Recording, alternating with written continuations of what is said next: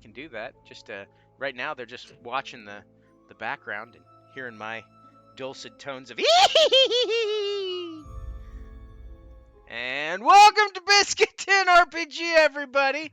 I apologize for nothing that was said before this, nor will I apologize for anything after.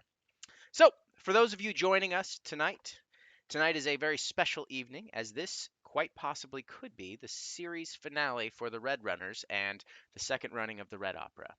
Now, before we jump into that, considering the fact that we are basically on time and that never happens, just a little bit of a heads up for everybody. I don't anticipate it happening, but this session might go just a teeny bit longer, just to make sure we hit that mark. It's unlikely based on how I've got everything set up, but it is potential. Now, before we get started, we're going to go ahead and talk about this little thing. See this right here? This is a book. Adam and I made it, and it's officially in print publication. It is the First Gate, a Menagerie of Madness. It is a compendium style thing with the added bonus of having a sandbox world in there that we will slowly be adding to as I begin running the campaign at some point in the future, which after a short hiatus of this game, I will start this until I eventually just cut that game off right in the middle of it to run the Black Ballad when that is officially in my hands. Because let's be honest, I am a trope. I'm a walking trope of the creators of Storytellers Forge, and I will not apologize for that. So there you go. If you want to pick up a copy of this, either in digital, soft cover, hardcover, premium hardcover, etc. You can go to the link I just posted there in the little chitty chat and pick yourself up a copy. This is the premium color, and let me tell you, it's better. A little bit more pricey, but I think you're worth it, just like this book is. So that's all I'm going to spend the time on at that. So let's go ahead and do the recap of what the hell happened last week. And sticking with the theme, I was given two options, to which I flipped a coin. One of them was a entry from Lacroix on what happened last week, or Magen. I believe one of the lines that was actually said in regards to Lacroix writing an entry is, "What, so he can disappoint us further?" And that was funny, so I'm sharing it with you all. But unfortunately, the coin toss did not allow them to be disappointed further, as this is from Magen's mural. Watching these adventurers wander through their life here in the Shadelands has been interesting. As a creature of wanderlust myself, I can appreciate their wanting to change things and do their best to do what they can with the limited options they have. I have guided their hand only in a limited capacity, helping them understand the stakes which they face. Doing more would be to take away their agency and potentially take away their creativity for problem solving. They found a way back to the hearth, avoiding some of the more interesting things waiting in the city, and were awaiting the armies to meet in the middle when something not even I could have predicted occurred.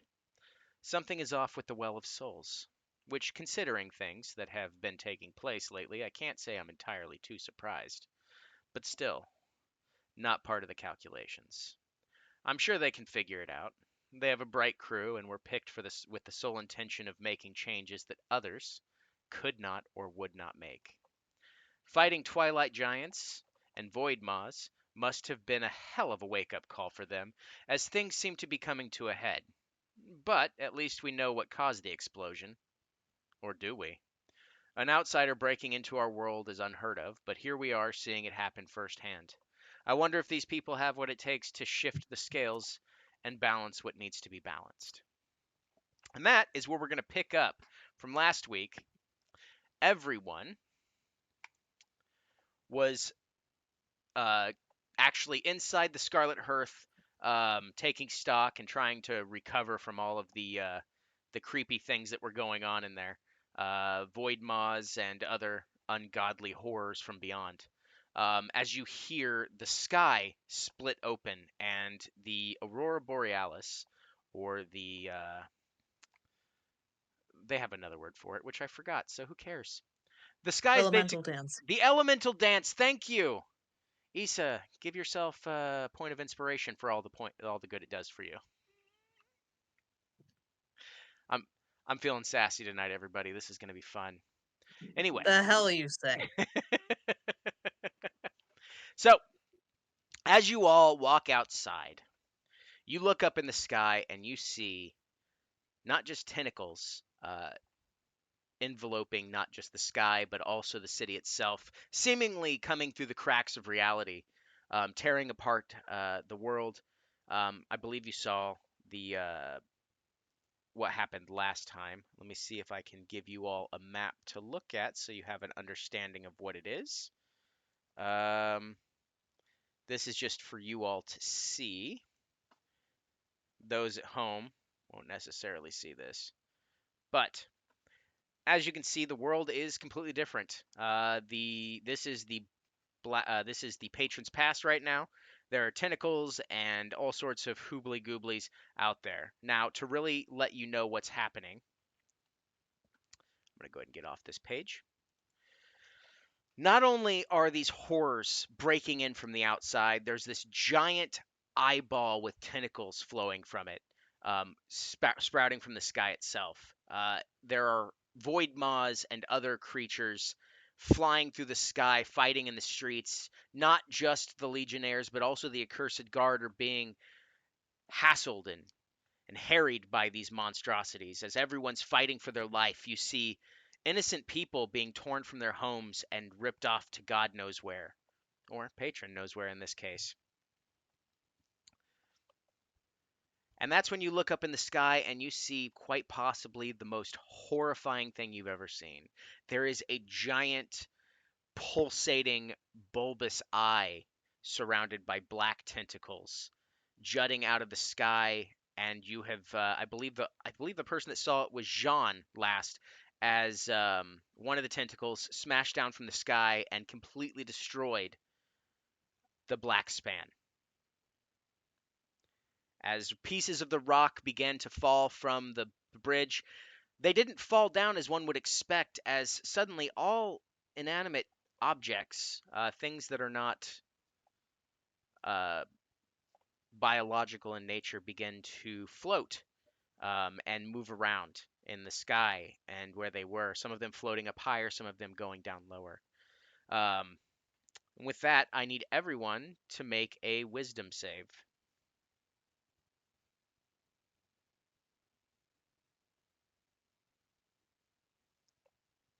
9 minus what? All right. Oh, nat 20 for a 20.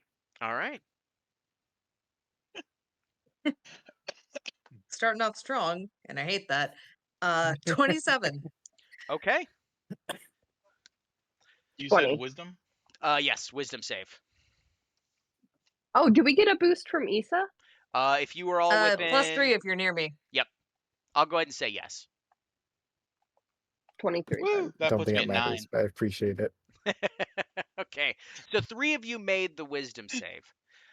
You three individually send me or tell me, give me an investigation check as you're able finally. Everyone else that failed that, you're transfixed on this being in the sky as your attention is wrapped by it. But the other three of you managed to pull away and start looking around. So make an investigation check for me, the three of you that made the save, which is 30. anything above 20. 30? Okay. Shit. 16. Okay. 20. Okay. So, anybody that got a 20 or above, not only did you manage to pull your gaze away from this eye in the sky, as it were, you actually look around a little bit and you notice something peculiar.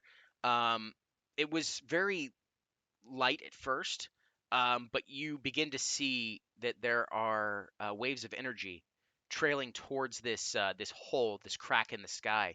And as you follow the trail back through the weave of magic, you see that it connects to what appears to be humanoids of some sort that are standing on the rocks that are floating up there.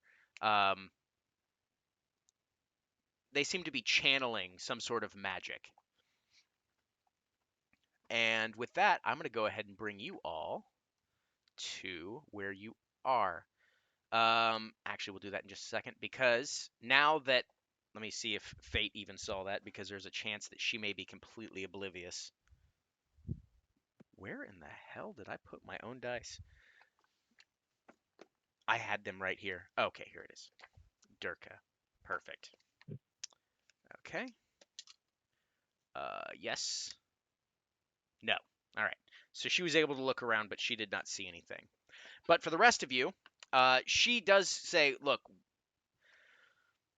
she goes, I don't know what exactly is happening, but this is the biggest threat right now. We can worry about this crazy war. I guess the only thing I think we can do is try to get up there and stop it. And she immediately starts running towards the rocks that begin floating in the air. Can I Time to try get- to grab her before No. she runs off towards the giant? No, you cannot, because you are busy. Mm. Swim to go up to the big eye. Yes. So, with all of that, I'm going to need everyone to roll initiative before I bring you to the map. I'm going to start with Issa.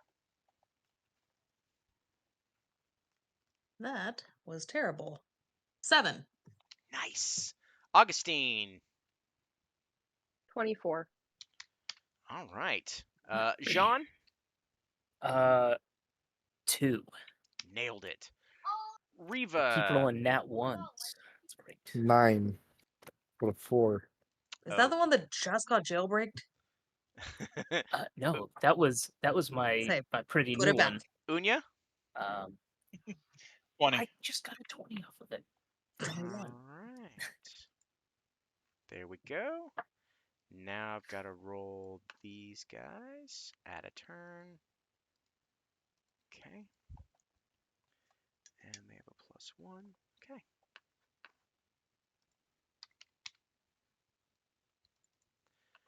All right.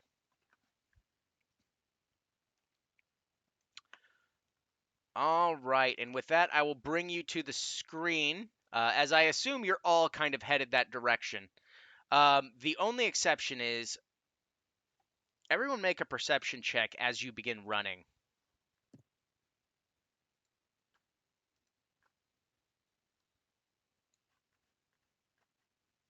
Finally got a crit, so it's a 25. Another crit for Jean. Total of 27. I'm really happy that you're all using your crits See what here. looks what happens when you don't use the bad dice. No, I've been using the same dice. It's either 20s or 1s. It is gonna be a night. Oh boy. 31. I got a 15. All right. Well, as you're all running, you notice that one of you is seemingly somewhere else. Augustine, having seen this, is in a stupor of sorts. But you all continue running, and you end up. Fate uses some of her celestial power and kind of lifts you all up to this giant floating rock. And before you, those of you that saw these will notice these folks, and you see the beams that they're channeling up to the sky, where you see, obviously, this horrid monstrosity. So, with that, Augustine, you're busy. So, Unya. Is LaCroix with us? Lacroix actually is busy with fighting off monsters inside the hearth, as well as a cursed guard that are still trying to take it. Oh, good. He's being useful somewhere. That was my concern. Yes. Those of you that got over a 25 also noticed that Dorian has taken the field and is also doing pretty much the same, fighting his way towards the hearth, but also being harried by all of these absolutely disgusting creatures. So how this is going to work is you're all going to be able to move. However, each time it is your turn, and if you move more than 5 feet, I'm going to make you make a dex save to avoid being hit by a flying monstrosity. All right, so Unya, it is your turn. What are you going to do?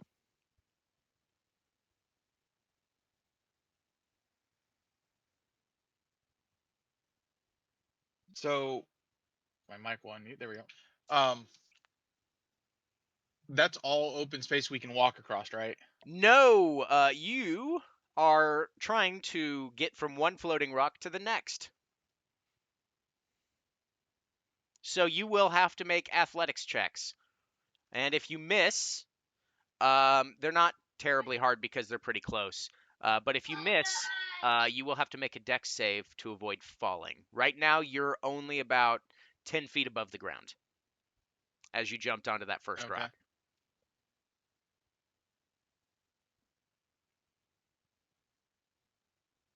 So I can move here. It'll let me. Maybe. I don't know where here is. Yeah, I know. My system is running slow today. Oh, bummer. Yeah, it's annoying.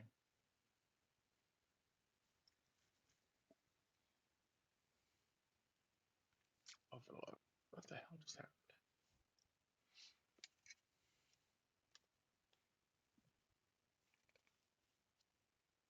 It is being stupid. Okay, the rock directly left or right of Quinn. It's not letting me do anything because it wants to pop up everything on me. Okay. Right here. That is close enough that you will not have to make a athletics check. However, I need you to make a. It is more than 5 feet. Yep, I'm going to need you to make a dexterity saving throw.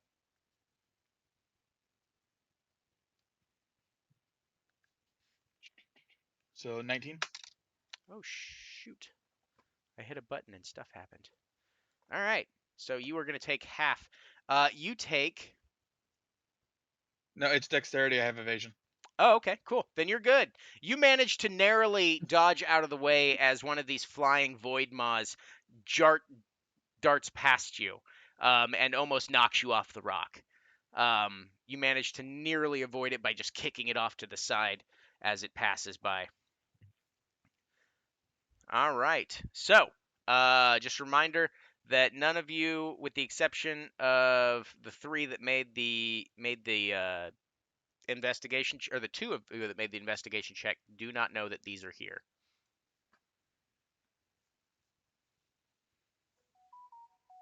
All right. What are you gonna do? You made it to that rock.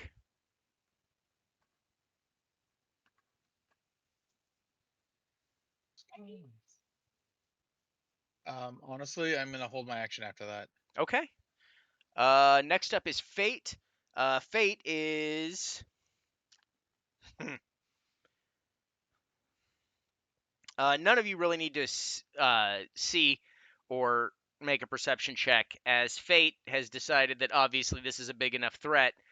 She finally shows some of the brand new true powers that she's received from the Well of Souls itself when she made her deal and contacted her patron. She sprouts wings, angelic wings, and not just two that you would be accustomed to seeing on like an Asimir or anything like that. She sprouts 6. And she begins flying over here.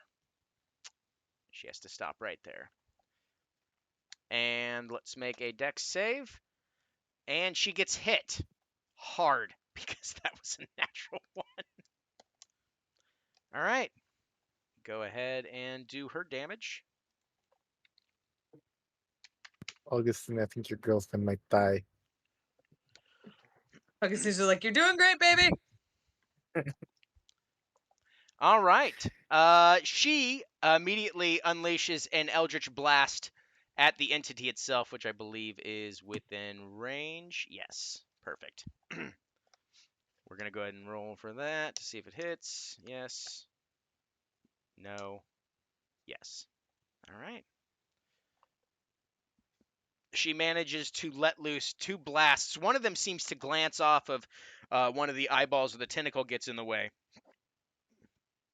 But no. The thing is she's aiming directly at this giant monstrosity, and it does not seem to phase it at all. You don't even see a dent in this creature. Next up is the things over here. Those of you that see it, you see that the warlocks can see you all, but are not doing anything. Riva, it is your turn. Gonna look. Or I saw yell at fate. So what do I do? Just go up and whack the big guy, or like what's the big plan here? I think that's for the best. Just try to get up there as quickly as you possibly can. All right, Issa, you want to go up there with me? Sure. Wonderful. I'll grab Issa and I will dimension door to right in front of the eye, I guess. Okay. Oh shit. Actually, they have the range, right? Yeah. Not what I have to be. But fuck, all right. We're going through the eye. Starting to go Yep, whack all it. right.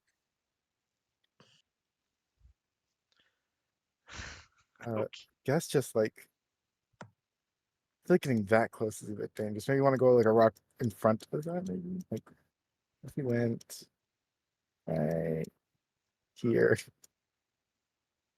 Okay. It's good. I mean, you could go there or could go here. This is actually where you'd be. You're. It's just covered by that, but it's not necessarily blocking you from landing there. Sure, we'll go there then, just to avoid the save next turn. Because you dimension door, you managed to avoid anything flying at you. So, congrats. Let me go ahead and put Issa over there. Any bonuses and saves that Thanks. you had from her are now instantaneously gone. So you're welcome. Welcome everyone. Doing great. And I guess I'll bonus action go into my dance. All right. And that's it for me. Okay, Issa.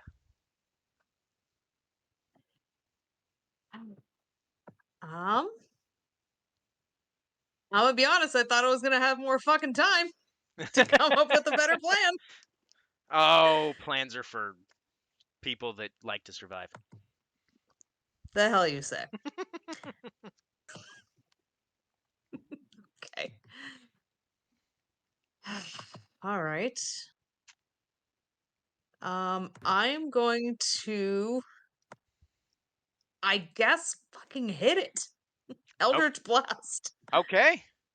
Go ahead and roll to hit. All right.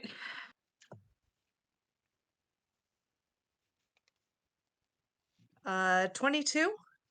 Yep, that'll hit. Yeah. All right. So I went to my dance. I give my inspiration to Issa. She's the Okay. one range. So Cool. sorry. Thanks. For all the good it will do me, it will go next to the other one. That's a different inspiration.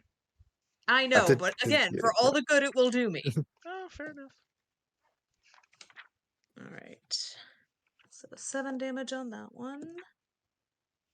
That one is not going to hit because that is a 13. That'll hit. 28. Yes. Cool. 10 damage. And then I get 2 more. 28. All right, just tell me total. All right. And that's a bunch, so that ain't going anywhere. So an extra 2 damage for that. All right, total. 19. Okay. You do not notice anything more than a mere scratch on this thing as you rip into it with all of your eldritch might. Shit. Jean.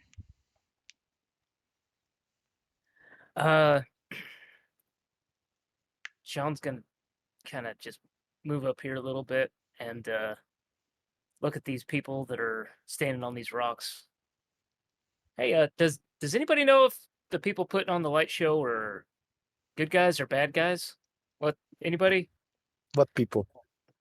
Hit You're not them. even there. You're halfway across the sky, my I'm friend. yelling across the Just sky. yelling across. It's What? okay. What did you say?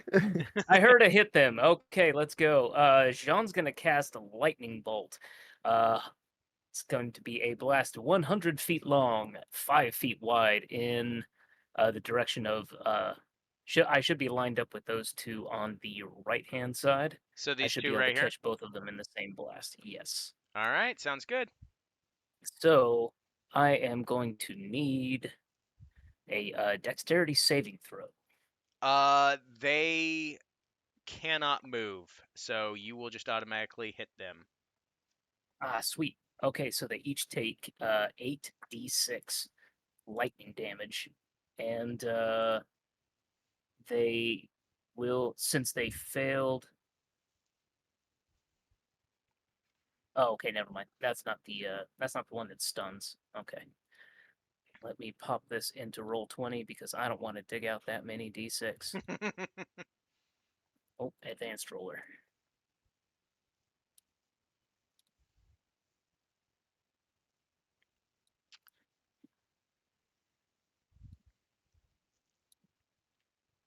$35. All right.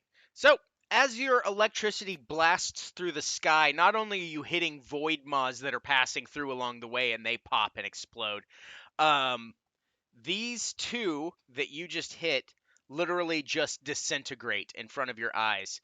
And the Aha! magic that they were weaving is also gone. Now, with that, I need you to make a perception check, and everyone that is looking, which is pretty much everyone outside of the people that are looking at these other guys, need to look, give me a perception check for just in general. Let's do a perception check, everybody. 10. Okay, 13. 13.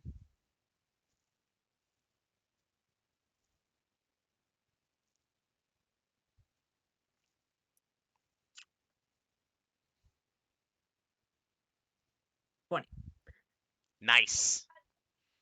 Not natural, but 20. Hey, dirty 20 is I'll better than take it. nothing. 6. Jesus. Speaking of,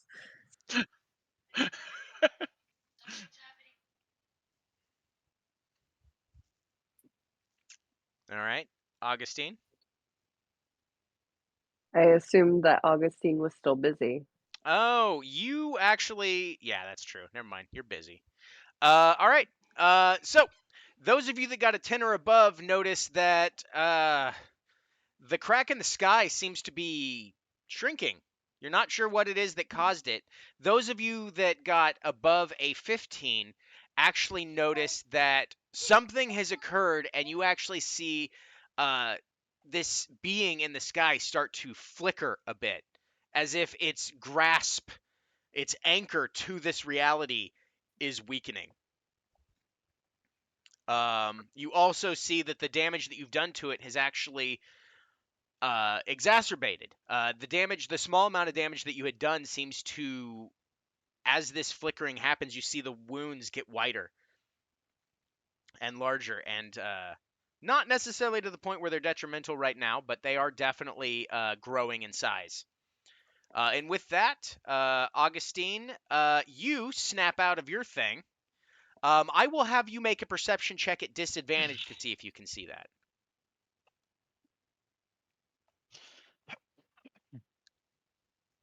Okay, that's not too bad of a thing. 15 plus 29. 29. Yep. So you actually see the exact same thing I just mentioned, and you. So that's to see that you see this entity and the wounds on it growing. I do need you to make a Wisdom save though, in order to try to pry your eyes away. Now that you're fully back.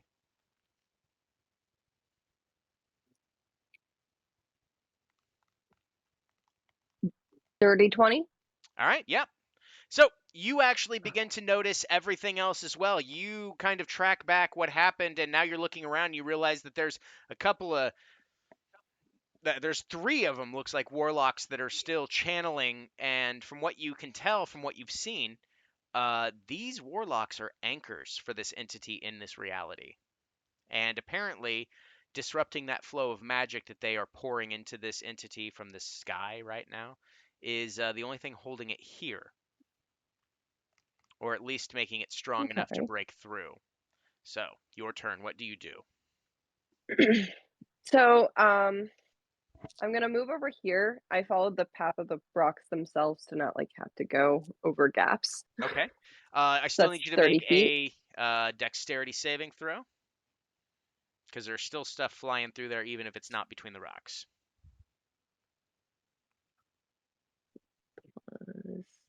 that's right. Dex is one of my good ones. 27. Okay. You will only take half damage. All right. You you take 30 damage as one of these things nearly topples you off and slams into you. That being said, it wasn't watching where it was going, and it seems terrified of something as well, and it smashes into a rock and explodes. But you narrowly avoided the same fate. So, yes. Okay. Need to So make sure I'm 30 still was doing this. half? Yeah, Well, shit. it was a Got it. giant Don't get void hit. maw. Yeah. Mm-hmm. Okay. So, I'm sorry. I had the tab open and then I looked at a different spell. 1 second. No worries. Where's my tab? This guy over here. Oh, not letting me select him. I need a. Oh, never mind. It's not a saving throw. I make an attack roll. All right. Oh no. I'm looking at the wrong spell. I am so sorry. It's okay. It is a saving throw. It is con. Okay. It can still make those.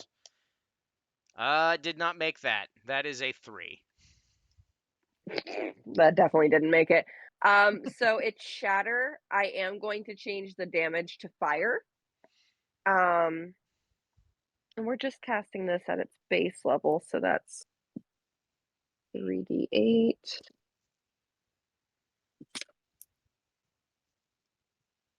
14.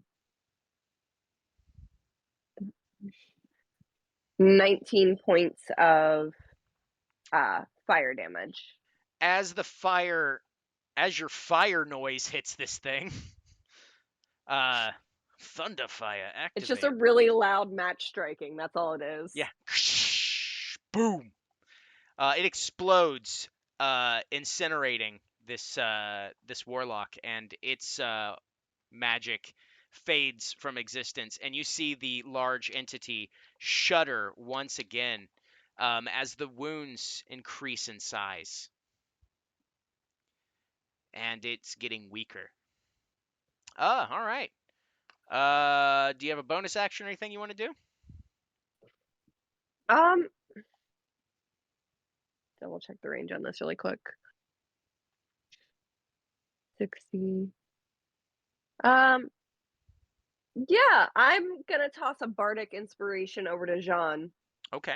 and just say, is that beam thing? Do it again.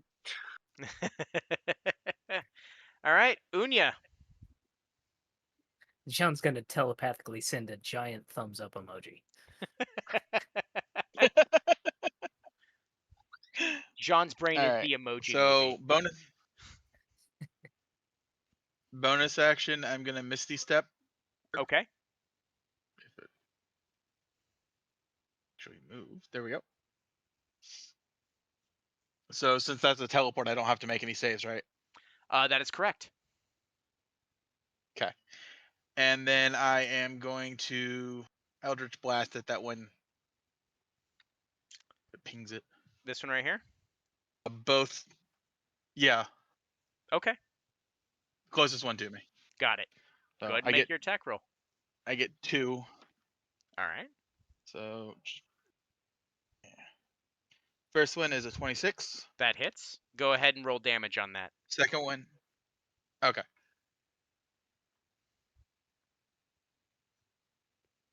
8. You manage to drop this thing down. It looks like this creature, you've blown away part of the robes it was wearing, and you see this monstrosity underneath. It appears to be a warlock, seemingly of the outsiders, and something horrific has happened to its body, and it's barely clinging to life. Okay. And I do have a second bolt that hits also if a 19 hits. Yep. Okay. And that is another 8 damage. All right. And this monstrosity dies, as does its magic, and you hear a shuddering from the sky above you as this monster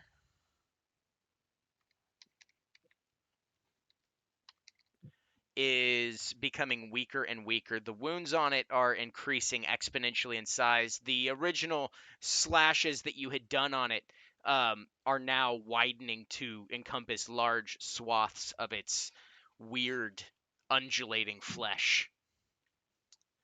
And Fate is up next. Fate still doesn't know that those things are there. And I need to make a wisdom save to see if she can pull out of it. Nope, she does not make it, so she's going to go ahead and attack that thing again. She is flying her full and ending up right here. And let's make her dex save. Does not make it. All right. So she takes full damage. All right. And she's going to go ahead and let loose an Eldritch Blast. She's got 4 of them. The first one misses.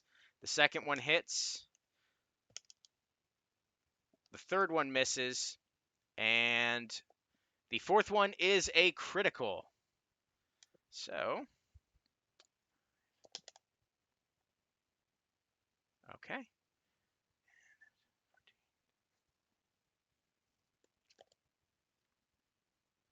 All right. You see these wounds on this thing are massive as her Eldritch Blasts find purchase, the ones that managed to hit and weren't deflected by some form of otherworldly magic as they slam into this creature. Riva, you are up next. You are doing a dance up next to this monstrosity. Doing a little dance. I will. I guess I'll just take 2 attacks. Okay. Yeah, because Booming Blade's gonna do nothing. So first one's a 5 plus 19, 24. Yep, that hits. And second one is higher. So Okay. 2d10. That's 10. So 20. Wow, 3 and 2, so 25 damage.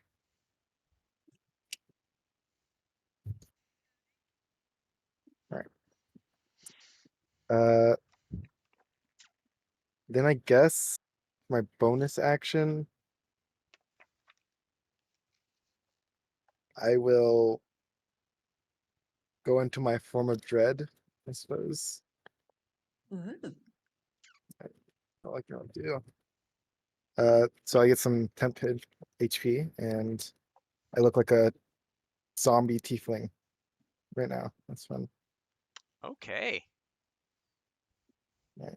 I'll roll that privately, but that's it for me. All right, what's the total damage? 25 damage total. 25. Okay. All right.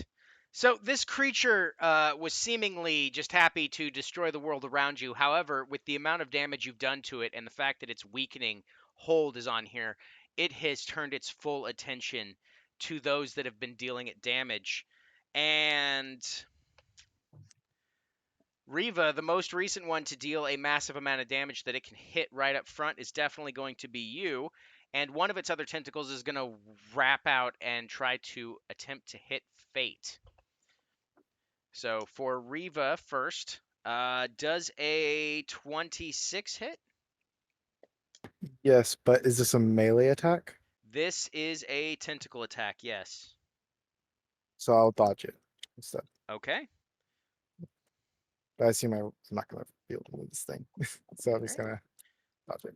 It is going to attack you. I'm about to say I'd love to see you switch places. Yeah, I was gonna. I don't think I can switch places with this like god. I mean, so you technically would just move slightly to the left and you go ahead and make your attack if you want to.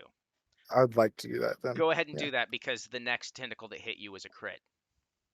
Wonderful. Love to hear that. Okay. 3 plus 19, 22 damage, or 22 to hit. Yeah, that actually misses. 22 misses? Yes. Never mind. So you, as you swing, one of the tentacles bats your blade out of the way as another one circles around and grabs you. Not only do I need you to take 62 bludgeoning damage, I need you to make a opposed strength save. Well, actually, make a strength save as you are Strength save. grappled as it hits you. Dirty 20. What's the total? Dirty 20. Okay, 20. It's 13 plus 7. you are grappled. Okay. All right. And the one for fate is going to hit. It is not a critical. Fate does not look great right now. Well, she's looking fine. She's about a little over half, so she's bloodied. Sorry, that was 62 damage. That was 62 damage, yes. All right, just checking. Non-magical bludgeoning, if that matters. No, it doesn't. Okay. And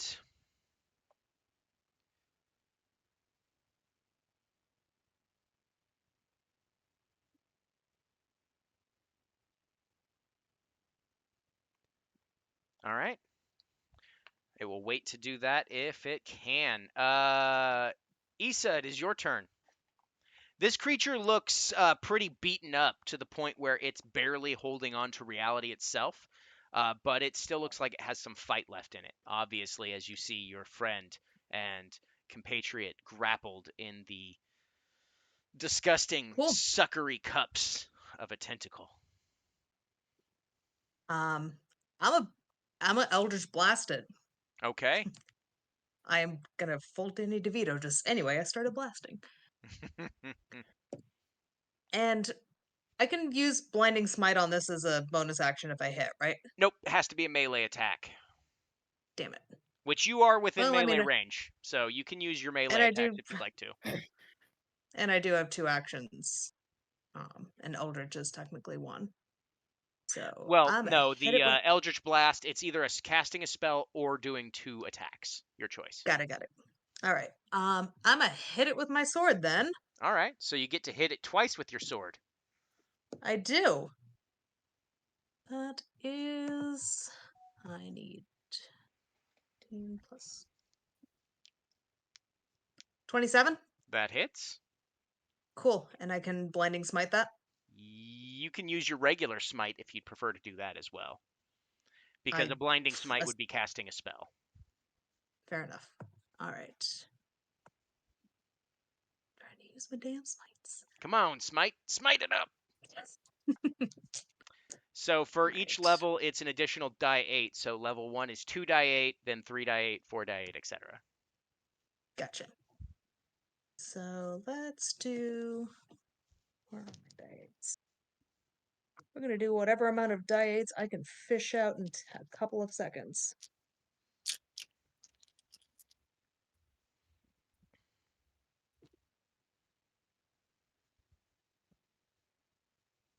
Uh, 3 die 8. And plus- So 17 for the first hit, Okay. and then nice, not 18 for a 27. I can math. Okay. Yeah. And then another 10 damage. Okay. What's the total? Uh, 27, I believe. Okay. All right. It looks like it's starting to flicker out of existence. You might be able to stop this eldritch entity. Jean, what are you going to do? Second verse, same as the first. I'm just counting up my die 6. A second lightning bolt beam off to the remaining warlock over there on the left. 27 lightning damage upon him. Or them. Fantastic. It crispifies, this disappears, and the eldritch entity begins to flicker rapidly in front of you as its hold on this reality is severely weakened. Augustine, it is your turn. The sky is Okay, closing I up have slowly. to remeasure. Oh my god. I don't think I'm going to be anywhere near close enough unless I move. This map is so large. So big. Oh yeah, that's way too far. That's yeah, okay.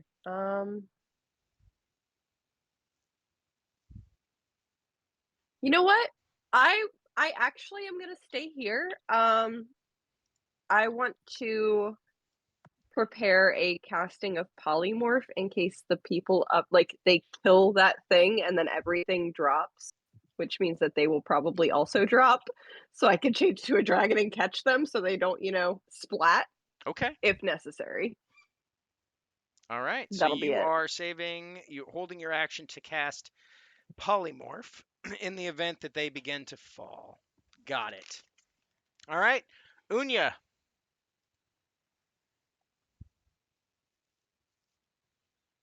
I really can't get over there anytime soon.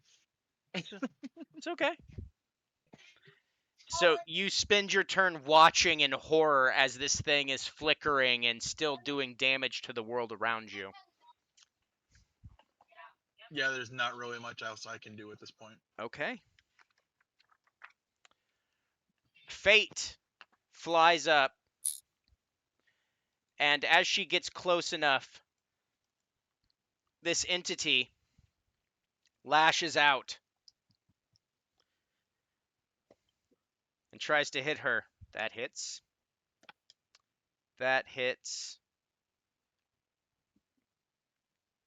And Issa was the last one to do damage. 12 plus stuff was going to hit. So, Fate's going to get hit.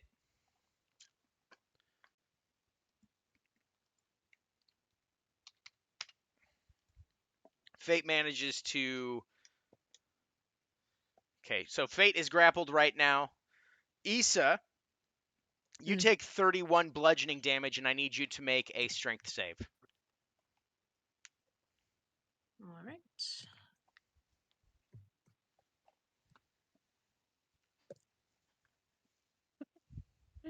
That's an 11. That's a no. You are grappled as this entity is holding on as reality is warping around it. Fate is going to attempt to do something now that it's her turn. She moved forward, got grappled, and she is going to cast Misty Step to get out of the grapple, appear next to you all, and take a wild swing at this creature. Hitting. Hitting.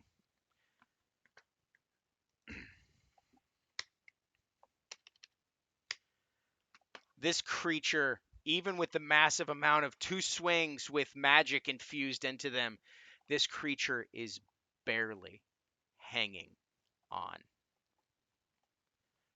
Riva, you are grappled. What are you going to do? I think I'm just gonna swing at it anyways. All right, swinging with disadvantage. Uh, actually, I'll use my Clockwork Amulet, which gives me an auto 10 on the roll. Only Okay. time I've ever used this thing. Has an entire campaign. So it's a 29 to hit. All right, you hit. Let's see, D10. Where are you? There. 14 damage on the first one. Okay. And my How first does the final and blow land on this creature to knock it back into its realm of existence? I take my sword and I stab it into the eye and just drag it down across it. As you take sword, Take as it sword, were, my sword. your sword, you hear just undulating giggling as you stab into this creature and rend its fleshy, bulbous eye. As the eye begins to burst, it snaps back from whence it came. The sky slams shut.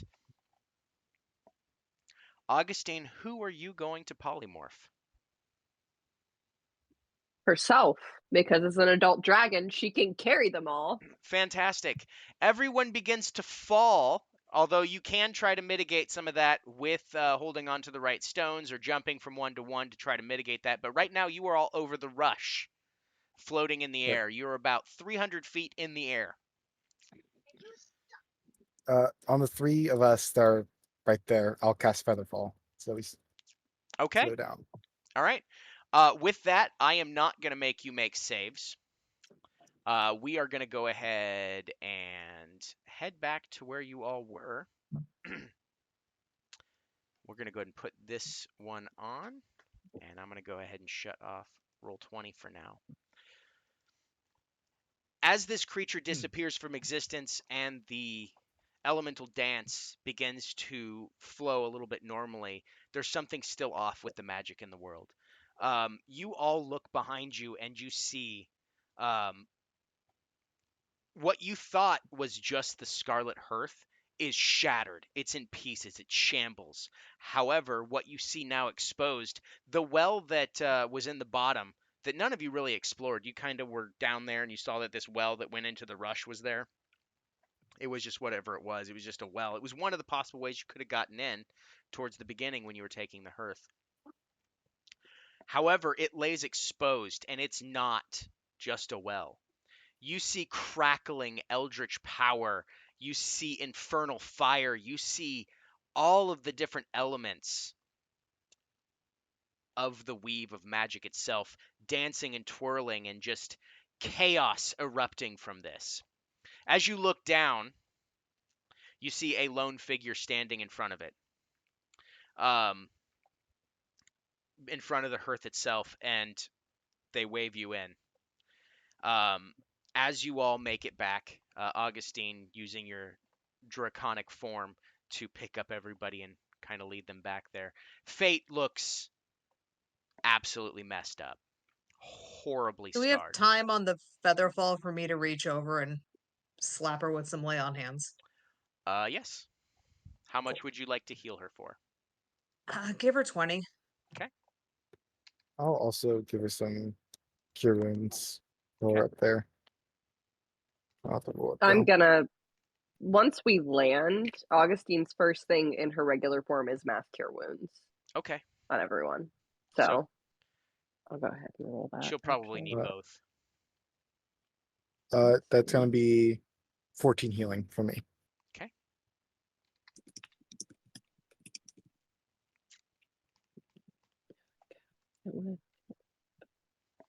Right now, her health is nice.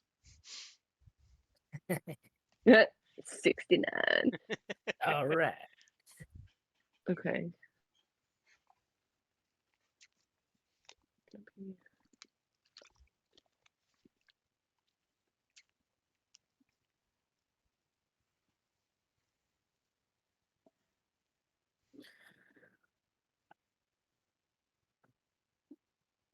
25 points of healing from that.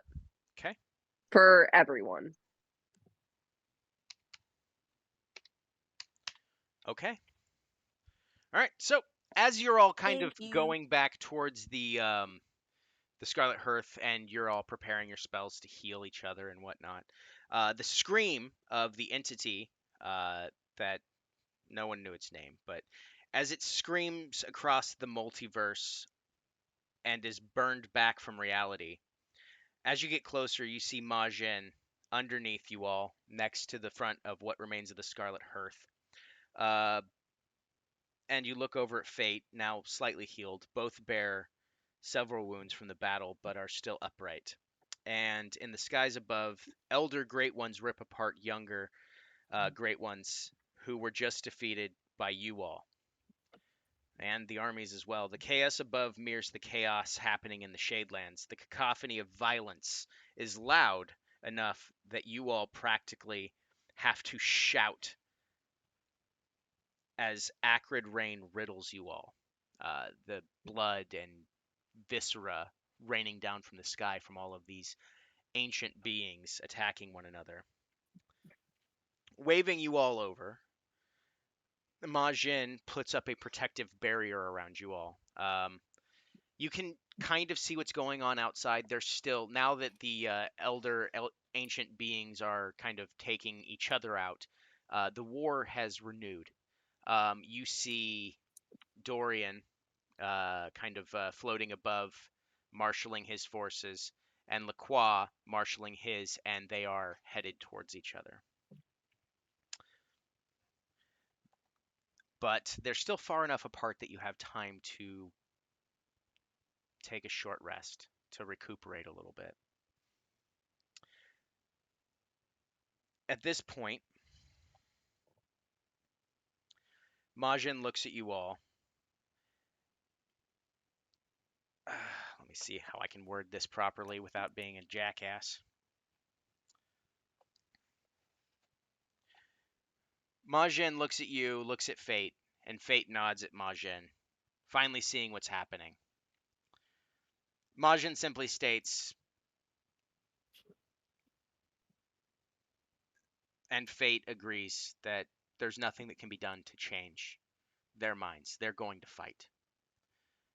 They just saw the city torn apart by otherworldly beings. And yet they still, after it is done, are at each other's throats yet again. Not a single thought to the protection of this city or the inhabitants thereof. Fate thought she could change the king's mind. She obviously can't.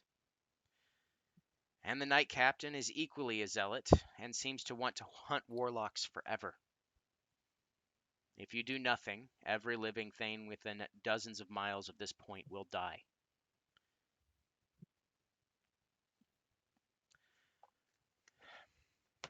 And Majin motions behind them. And this is when you really take stock of what's going on with the well. Not only is the well unstable with these eldritch powers and everything that's going on, it looks as if it's cracking apart. It is ripping at the seams of reality itself. Majin simply looks at you all and says, they're both drawing immense power from this. One of them's gonna have to. And Fate interrupts Majin and says, I think I can fix it.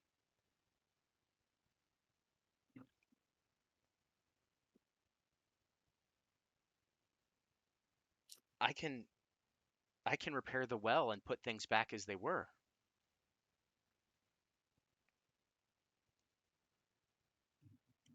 Everybody roll insight.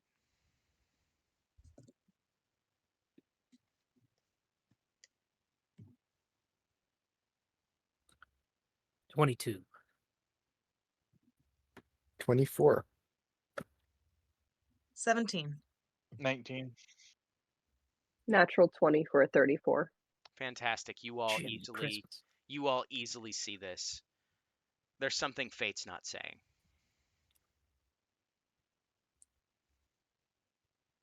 You can fix it, but at what cost? She looks at the ground.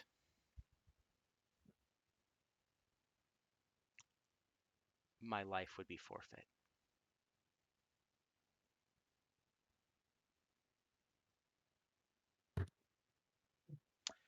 Majin goes, You realize no. Oh, sorry. My apologies. Didn't mean to interrupt. Go ahead. the city will only burn at a later date if you are the one whose life has to be paid for this. You know that, right? She's like, I mean, maybe, but Look maybe. at both of these idiots right now and tell me that this isn't just putting a band-aid on it. Just will they stop fighting if we fix the well? I mean, it's possible that the chaos of the well is creating the madness born inside of them. No, not at this point. Majin simply looks at you and goes, look, I'd prefer if we didn't lose someone so bright and full of potential. You see, the lot of you will all die should she perform this act of martyrdom. The knight captain and the king, united in their hatred of, well, us, will turn their armies and magics full force to annihilate us off this plane of existence. I might be able to survive, but I'm not so sure about all of you. The Shadelands will find a balance between Warlock and Patron after this. The king and the captain snapped free from their insanity by your sacrifices. Bah! It'd almost make everything we've done a waste, wouldn't it? Don't let her follow through with such a naive ideas. Since when have mortals ever chosen martyrdom over self-preservation?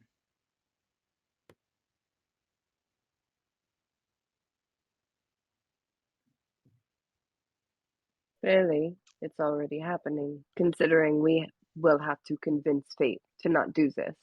And she would be choosing martyrdom over self preservation. Well, there are other options.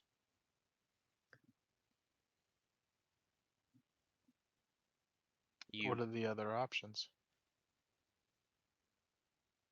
you could take out one of the generals. Or both. I So like that idea. I'm down for both. I mean, you could try that, but I firmly believe that when one of them I don't think goes this is down, right. it solves the problem, but things will be different.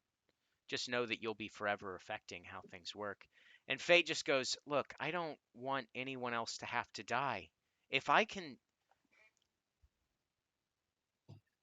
if I can give my life to something that creates meaning and brings peace back to the Shadelands, I'm willing to, but I understand that you'd be putting yourselves at risk. So I won't do so without your blessing. Well, Majin already said that if you do this and die, then we're all going to die. So that really does make the sacrifice moot. Well, We either let you do this and die with you, or we go out swinging. And me personally, I'd rather they be the ones that die. This city is very good at chewing up and spitting out good people. I am sick and fucking tired of watching the two in charge get away with this nonsense. I am tired. I am angry. I am covered in so much viscera right now. And I want one or both of them dead so we could actually have someone who's able to try and fix things in charge. okay, You want to heal, you want to fix things. I do. They don't. Issa's just gonna look at the group. Somebody pick one. I don't care which one at this point. Just pick one.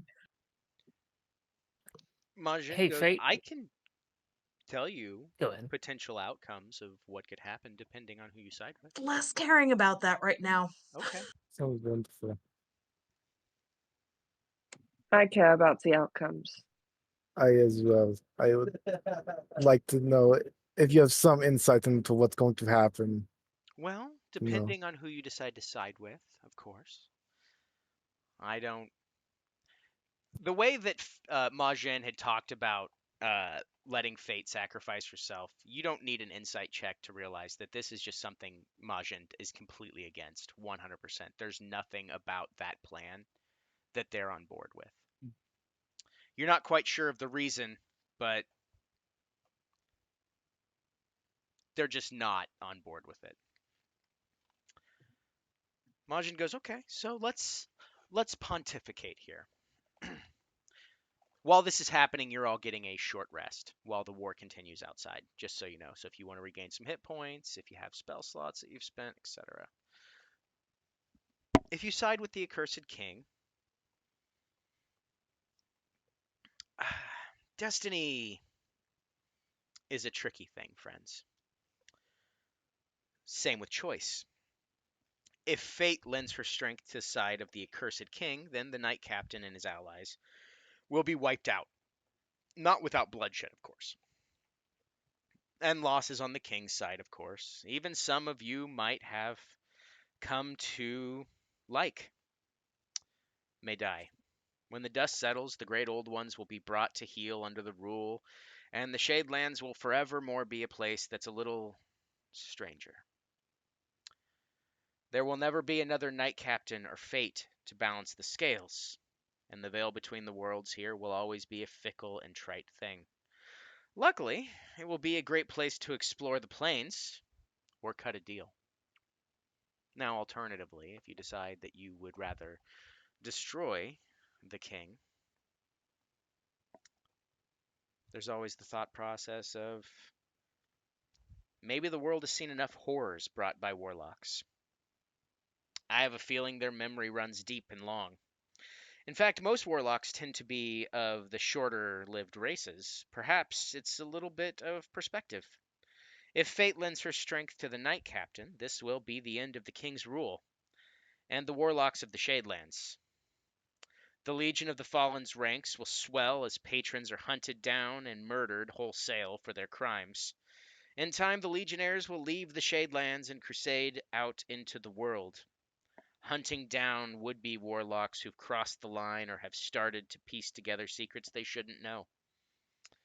The Shadelands will be a quieter place, solemn and sacred, a memorial to the war fought this day and the lives lost. Of course, you always have the choice of walking away.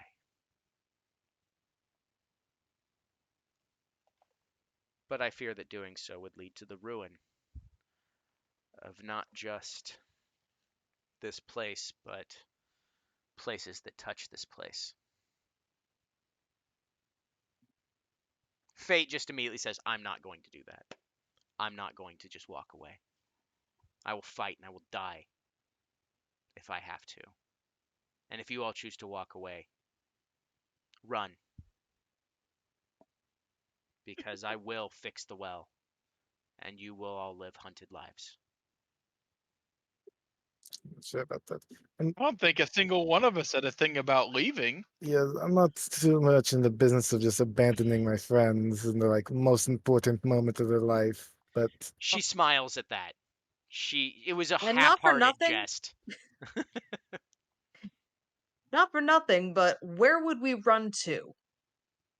Either of these options is going to be bad for everything, and we kind of live in everything. Where all my stuff is. Yes, exactly. Behold my stuff. I want it to stay.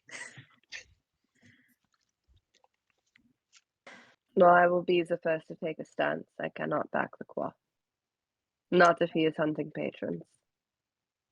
My entire life I've tried to get my brother back. He became a patron to protect me. I will not back someone who would murder him for that. yes, I don't like the idea of helping someone who's just going to cause a genocide. Well, Because nothing's to say that- that he necessarily will, Majin says.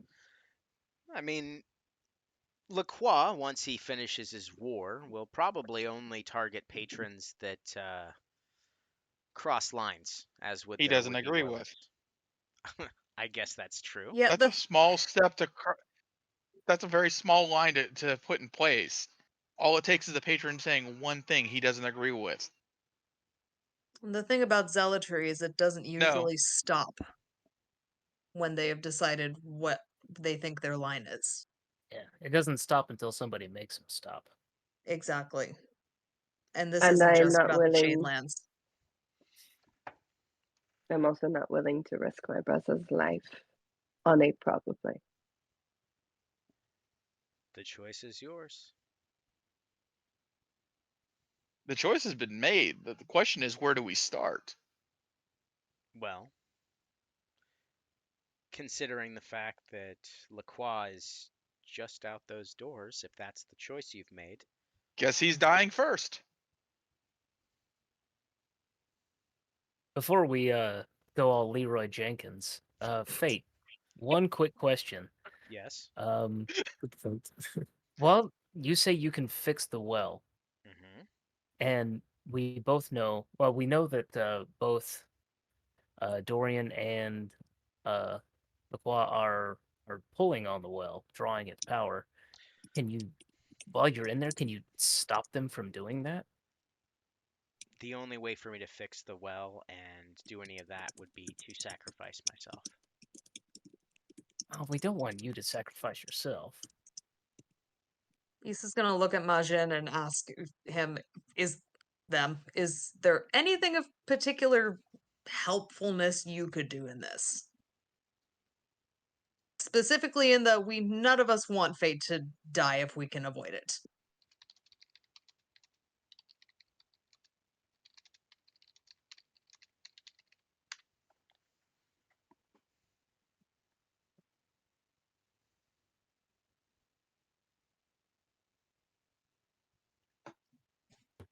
Silence is obey. It's very Moral calming. quandaries. I am immediately grateful that somebody said something because I'm like, am I muted? What the fuck is happening? No, I think he's ignoring the Issa. That's entirely fair. Play. Fate is simply thinking about the best way to pursue the next course of action. Majin is got a smirk on their face, standing in front of this borderline exploding well, looking back at it and looking at you all, waiting for you to make a decision. Is the well going? If we sever their use of the well, if we sever them from the well, will that stop what's happening?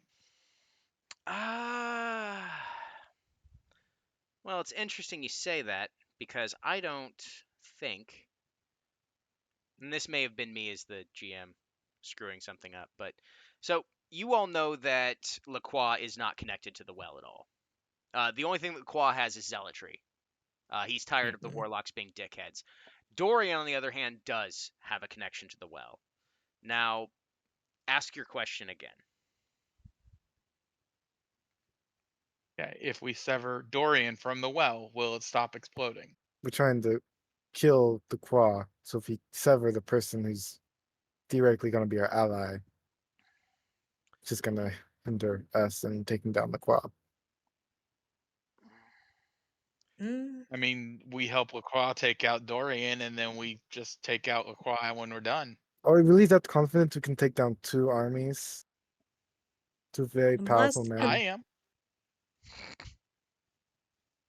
I'm sorry, but I mean, if we're being real here, I mean, they if we're both. being real here, we sever Dorian from the well, let Lacroix kill him, and then everybody fucking kills Lacroix. I'm being very real on what I say. We take out Dorian. I'm not. If you leave even the room for doubt, you're already saying that you're gonna fail. I refuse to It's accept that we not. will fail at this. I I think our don't think priority that has to be killing both Lacroix. of them is the best idea. No guarantee we get to the Qua, right? I think we should focus on Lacroix and remember that there is a very, very good assassins guild in this community. If Dorian continues to piss us off afterwards. Augustine looks at fate, discounting any of the costs.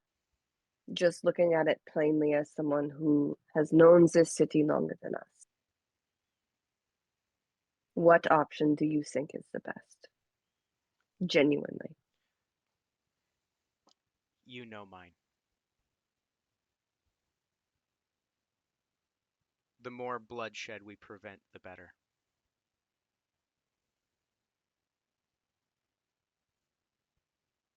Then I will stand behind fate.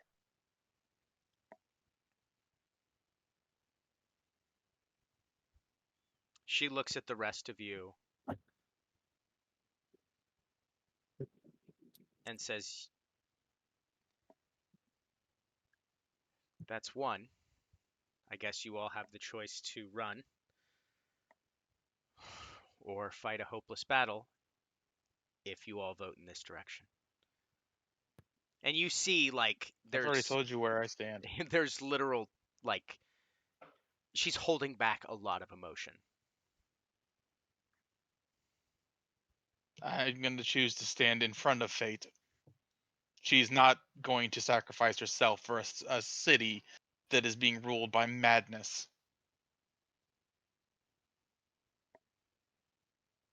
What she does with her life is her choice. But she's not just. It's not just her life anymore, though. It's ours too. Do her, imagine. We all die if she does this. I don't. I know that I said to you before, Fate, about regretting taking the deals, imagine, but I have changed my mind on it.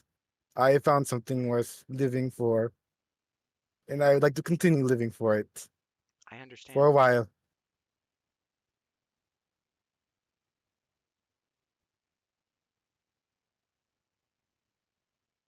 I don't. You're going to go sacrifice yourself, but how will you?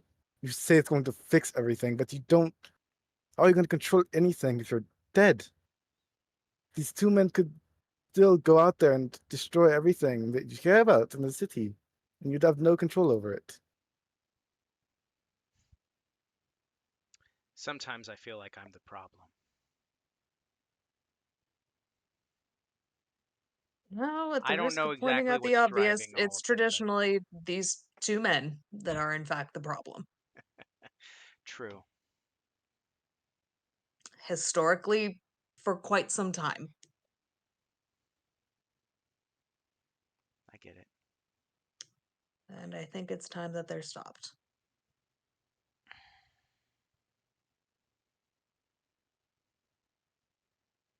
I'm gonna say something that's gonna potentially piss you off, and most likely gonna piss off my acquaintance here. But wouldn't sacrificing yourself and ending your life be the cowardly way to handle this? Because then you don't have to face the consequences afterwards. I would face the consequences before any of you would. Sacrificing myself to the well means I cease to exist. There is no afterlife for me that I'm aware of. I don't get to go to another realm wherever my patron may be. I don't get to go to the realms of gods. I simply cease. Yes, which means you cease to exist, which means you don't face what your actions will bring about. But I also have the chance of I fixing don't this so think it doesn't someone destroy the who world.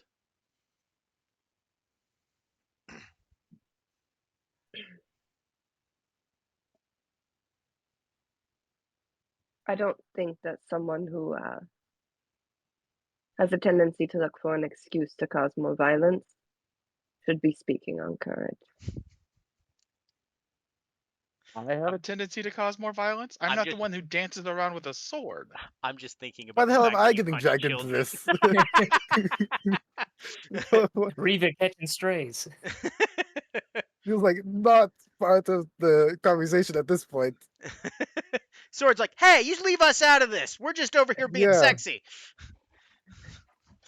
God. When Any it comes, actions of violence, as you put it, that the majority of the violence that you accuse me of has been directed at myself. I rarely actually get into a fight. I have, you know full well, I have never stepped forward like this before. He makes and I everyone am yet you're more than wanting to willing to let the murder greater one into everyone. this realm before I let her die for some jackass who wants to rule and destroy. You see, that's what you and everyone else doesn't seem to get. It's not your life to make a decision on. No matter how you might try to twist that, it is not your life. Okay, No, It okay. you're is right. fate's decision whether she makes that Fate makes that Fate payment. literally just looks at you and says, "Look, I'm going to give you all some time. I'm going to go think of alternatives if I can or whatever. But You're you all need staying to in come." sightline. I don't trust that I'm you're not. not No, going to I'm do not. shit. No, I'm not going to do that. It has to be a He's the consensus. least dishonest of any of us here. I mean, yeah, but also she's fairly adamant on this, and I don't trust adamant people at this point. I understand. I'm going to be right over there, but I just want you all to have an unbiased discussion between yourselves where I cannot intercede. She walks away to the other side, which is about, I don't know, 60 feet away inside of this magical dome that's been created.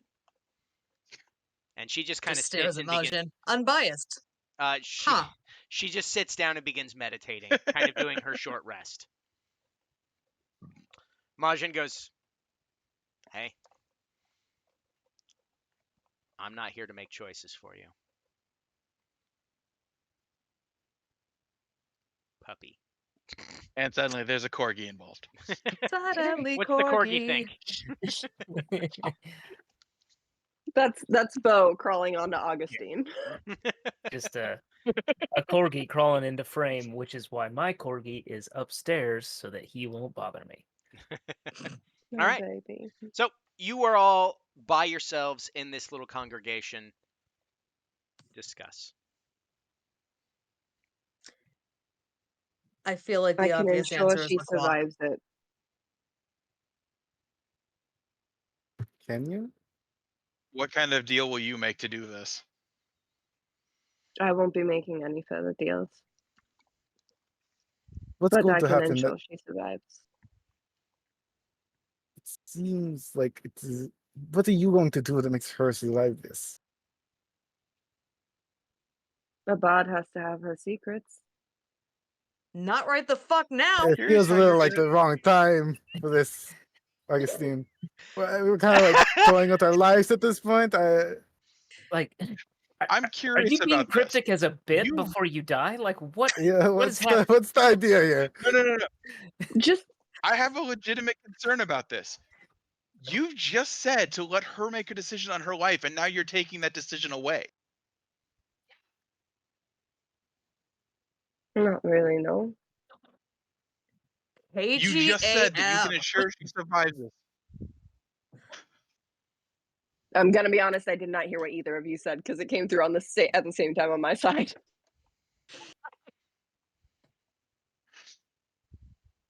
You just said that you can ensure she survives this, but you've been pushing for us to let her sacrifice herself. I have By been pushing for ensuring she survives, you're taking the decision she's making from her. if you would let me speak. No. I plan on having a more in-depth conversation with her. It will still be her decision. But can't quite get to that conversation if all of you are so determined to stop her from doing it. Now, This- the reason that I think it's viable is because I worry that if we choose a side, some of us are going to go renegade and start attacking the other side the second they get a chance.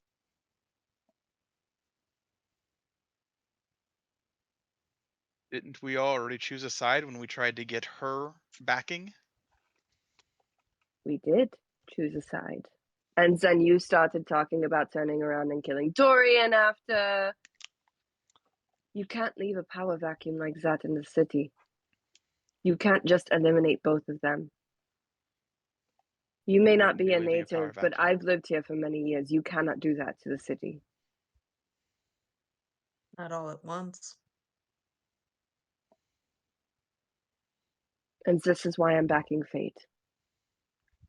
Because all you see is murder and violence. At You the don't moment, care what the fallout's going. No, you don't care what the fallout's going to be. I do. So yes, I will back Fate's decision on this. Because none of you seem to understand that we need to look at the long term. She does. We are thinking of the long term. In my long Of term. removing every leader that is even here and leaving the city to ruin? I don't What think we should happens if do Fate it. dies? And these two continue. So we end up having to take one of them out regardless. Who are we going to have that's going to help at that point? Fate will still be dead. No, remember, we die if she takes this action. Yeah. So we don't So have we're to worry leaving about this that place either. to ruin regardless if she dies. We These two aren't supposedly going to died. stop with her gone.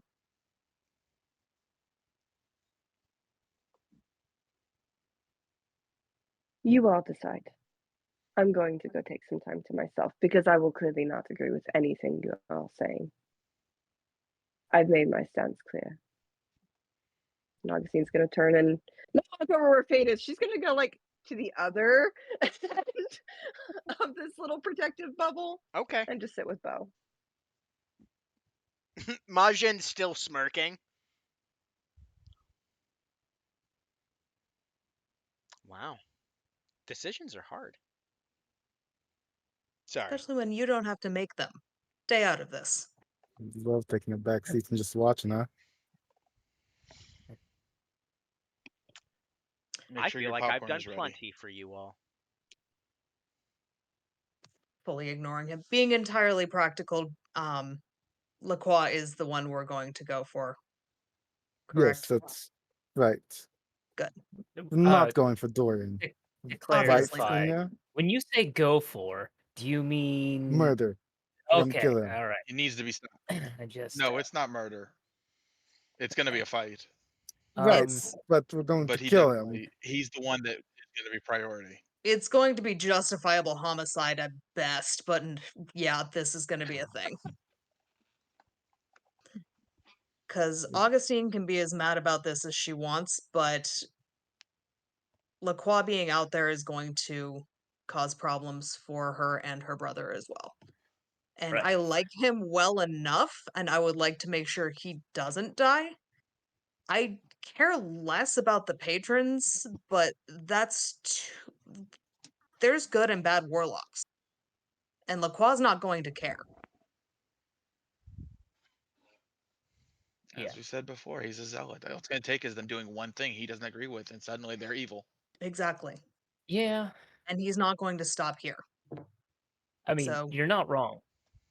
It's just personally, I don't trust either one of these jackwagons with any kind of power. You got a zealot and then a guy that just seems to uh just Literally is draining build the power power from this for the place. sake of power, and yeah, he's fucking up the well. Um I don't I like don't either trust one of them. I don't want to leave a power vacuum, but I don't know how someone random could be worse than a power hungry megalomaniac or a The absolute zealot. zealot. So, I mean, The thing is that we keep saying there's gonna be a power vacuum, but what's to stop us from staying behind to make sure that nothing goes worse? if it were me, That we I help wouldn't want the establish power the of. leadership. Personally, I don't like. I'm not saying that we Good. I don't know how we City stop priest. someone from trying to take advantage of a power vacuum. It's I think know at the how? moment, You remove the power. If we can keep anybody else from accessing I- the well, then we don't have a problem. John, we don't even know how to get to the well without Majin. I'm We not gonna blow stop up people the from going there. well. That's what I'm The- saying. no. It So- feels like a terrible idea. Just to let you all know, you see the well literally behind Majin. That is the Okay. physical manifestation of the well. It was actually inside the Scarlet Hearth. Okay, maybe we don't blow up the well because that's like saying, "Hey, let's blow up this bomb so nobody else can use it." Yeah. But Terrible everybody's idea, yeah. standing on You top just of Come the set take up us bomb. and out with it, right? And So- also, Correction: defuse the bomb. Anybody know how to defuse a bomb made out of magic and warlock Yeah, juice? I know Yeah, how. chuck fate into Yeah, it. exactly. You throw fate in, We're it not fixes doing the that. problem. Well, see, That's but the Fate issue. wants to fix it, and I want to turn it off. Can we turn it off instead? I don't know That's if we my can. question. Oh, okay, Fate. see that Hey, sounds like you Fate, wanna can I cap talk to you it. for a second? I don't know if it's like a machine you can just click off. It's sort of a.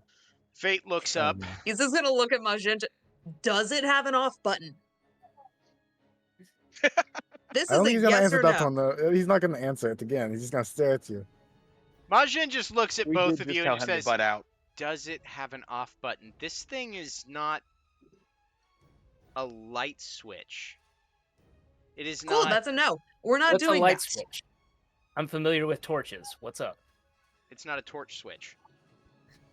Oh, okay, that God clears damn it it. up. Oh, duh. Okay. See, How John. about this? I mean, if we want to look at that route, rather than trying to turn it off, is there a way to cap it? Plug it up for Yeah, a put a while? fence around it. I mean, it's not necessarily a cap that's needed. It's the war and all of the warlocks and everything fighting in it right now are the things making this thing unstable. It seems. Ugh. Not to mention the power vacuum that just happened in the sky not too long ago. Alright. This We war is handled the what's sky fueling issue. it. Even if the war stops for a short time, that actually solves the problem. Which is why I believe Fate so self-righteously said that she could throw herself into the well. It seems like we kind of got our answer, which is to kill LaCroix. Yes. Honestly, Right? thought that was already decided. I think the issue we're having is, do we kill Dorian? I feel like the answer is no at this point. We're gonna deal with one right now. Okay, we'll do a rain but- check on killing Dorian. And Dorian, in- we can reevaluate as we see if he's still fucking crazy after this. right. If Okay, We're so going to we focus kill the on one one. guy. If the other guy's crazy, then we If the kill other him guy's too. still freaking out and trying to do bad things, we clean up the mess. Yeah. Leave it to her. We're going to focus on the problem at hand, and then if the other potential problem continues being a problem later, that is a later problem. Okay, wonderful. Alright. All right. Killing LaCroix. Killing LaCroix. okay, Making sure Fate doesn't yeet herself off into the void. Yes. you make a Light, decision anti-void. and I don't she's whatever going the fuck back that is.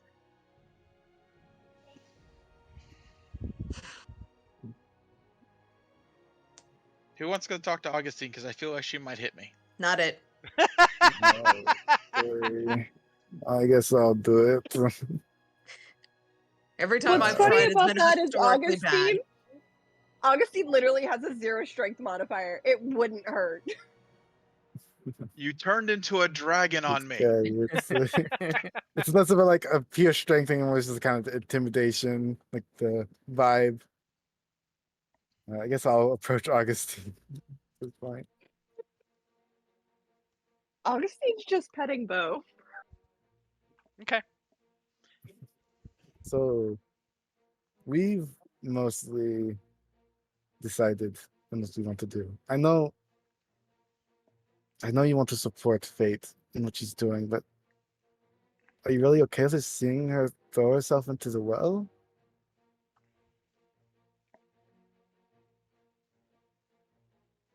Sit down for a minute. Let's sit down. I love that Augustine's this scary presence. But, like, she's the daintiest one of the group, and everyone's like, I don't want to fucking do it. How high are She's you gonna- rolling on average? Augustine's gonna yell at me. She's getting angry. I It's don't one of want the presents is the It's gonna make me keyword cry. Vicious mockery.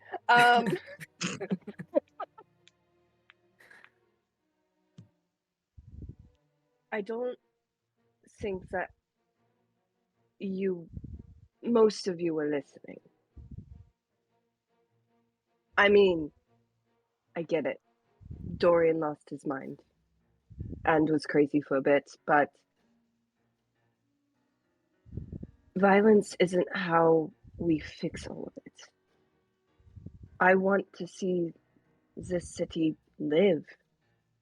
And looking at it from a completely unbiased perspective, he is an established ruler with an established following who will not go out on a murdering spree out of fanaticism.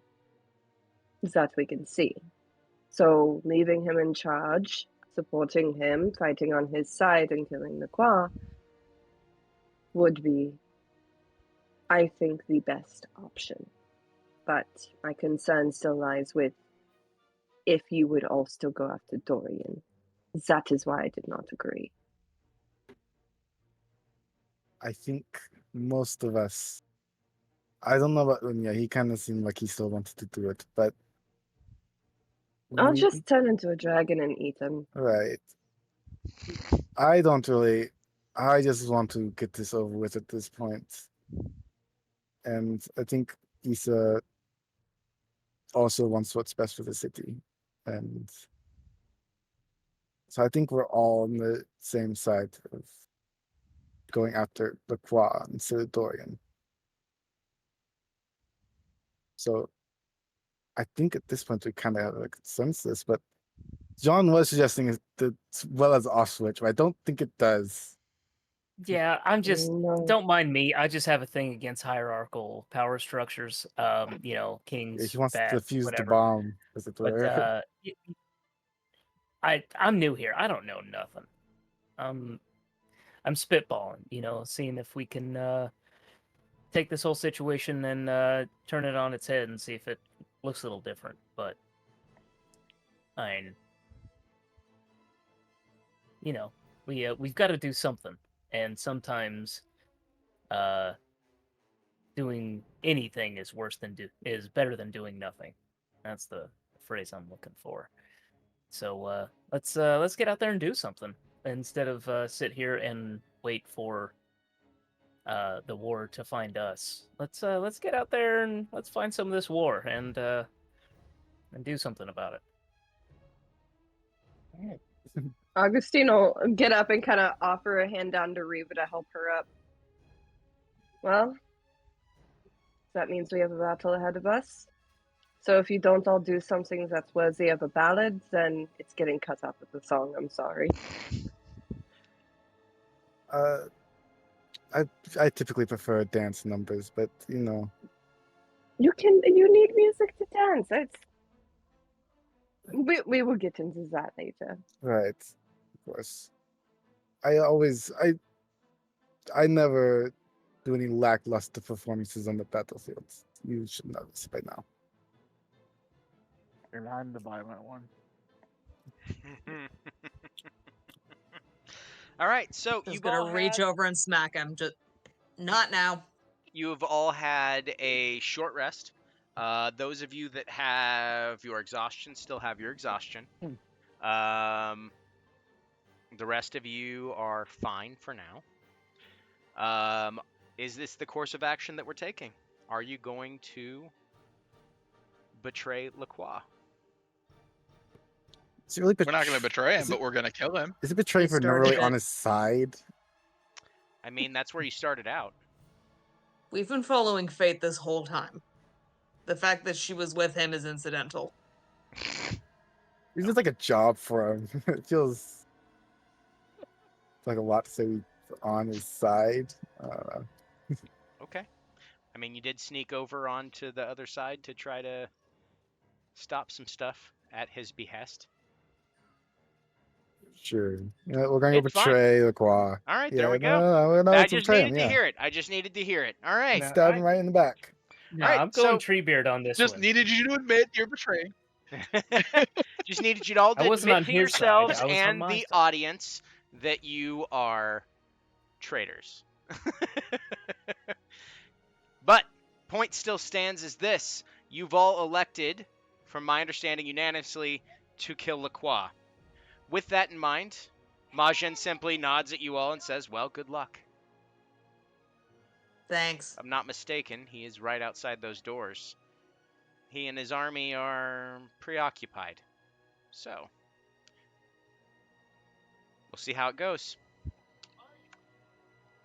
And Majin turns and looks at the well.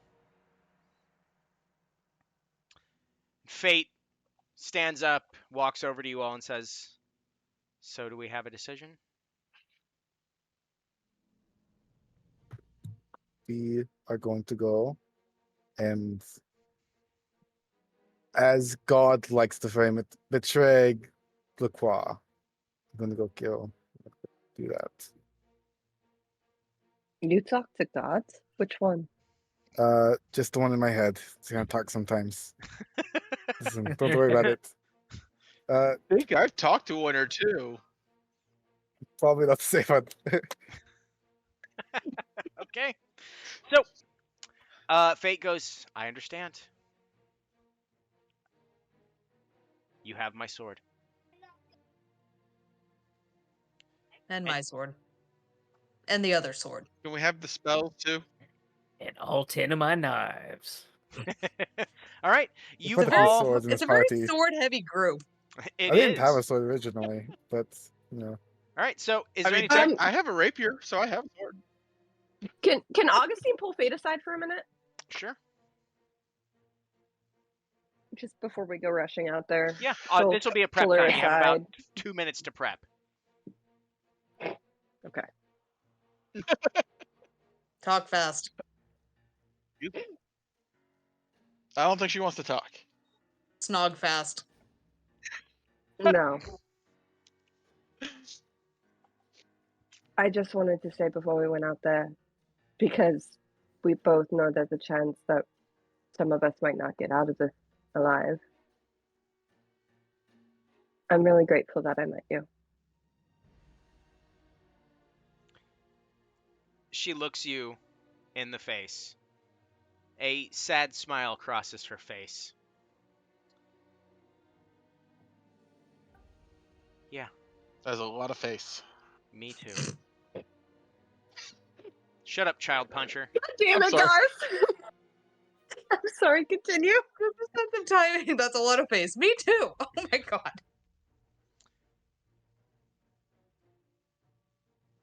Thank you for supporting me and helping me through these very tough situations.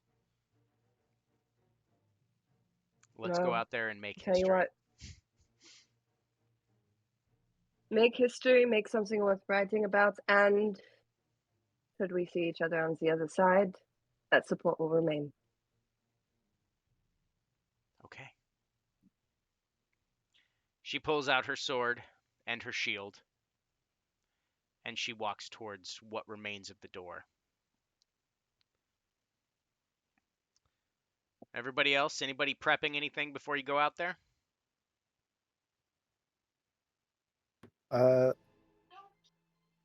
I'll drink my potion, my picking up before we Okay. go out. Alrighty. Can I get do strength saves? All right. So, with that, yeah. Just, is it possible for someone to make brief contact with a patron that they're not bound to? Not currently. The currents of magic are far too chaotic, and the well is in a disarray. The patrons are running wild throughout the city right now. All of them.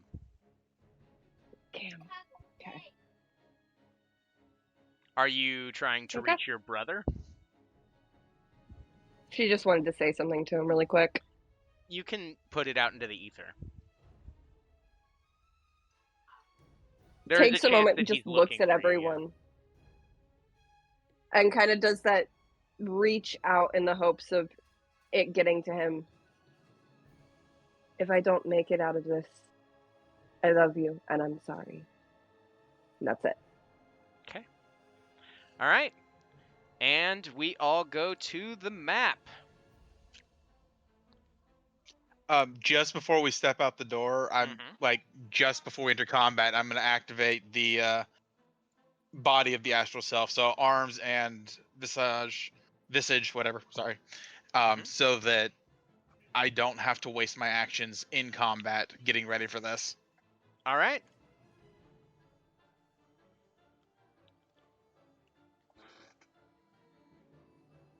Oh, Jesus. All right.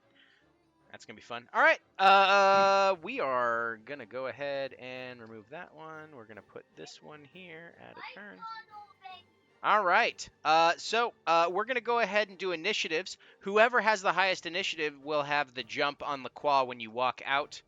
Let's go ahead and start with Riva. It's a 15. Okay. Issa, 18. Jean, 14. Augustine, 22. Unya, 15.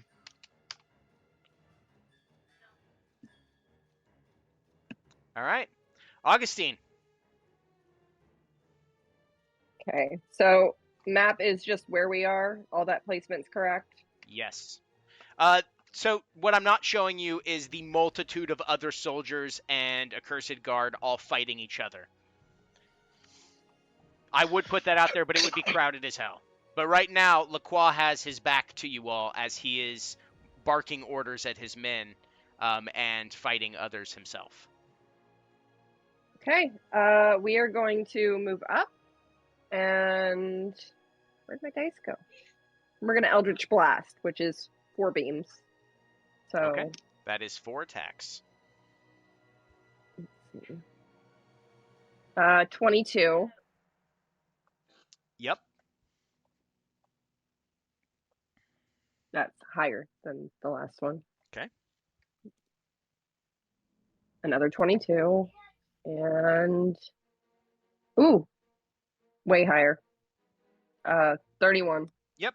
All hit. That's okay. I need to double check on the damage. Okay, D10.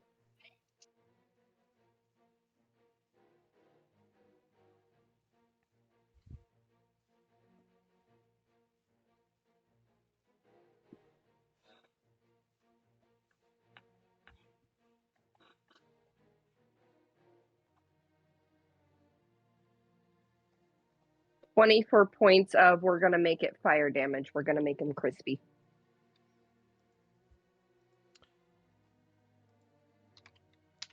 Okay. And then that'll be it. All right. What's the total? 24? Okay. 24, yeah.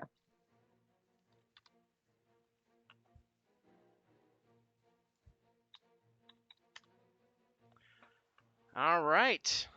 So now we're going to go ahead and snap into turns. We will skip your next turn, Augustine, as you went during this turn. Actually, no, we'll go ahead and keep the same thing. However, Lacroix turns and sees that you have just Eldritch blasted him right in the ass. He turns and looks at you all, and he doesn't need an insight check to see the murderous intent in all of your eyes. And he looks beyond Issa's shoulders and sees Fate standing with you all, and a look of just utter disbelief and sorrow crosses his face as he realizes that the love of his life has officially betrayed his trust.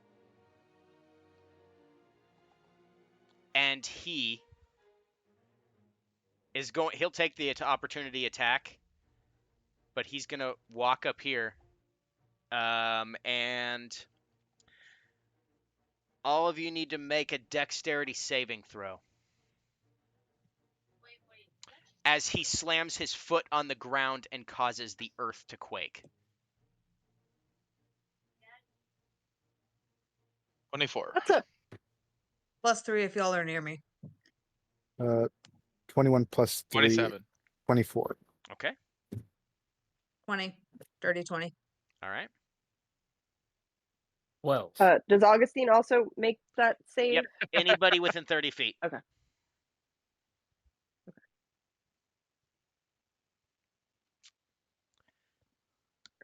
21. And then the opportunity attack was a crit. Okay. You do So- not have Warcaster, so it couldn't be a spell. It would have to be a either unarmed or armed attack. It's my Flame Tongue Rapier. All right, cool. Go ahead and deal your damage. Nope, that's a 10. That's a 10.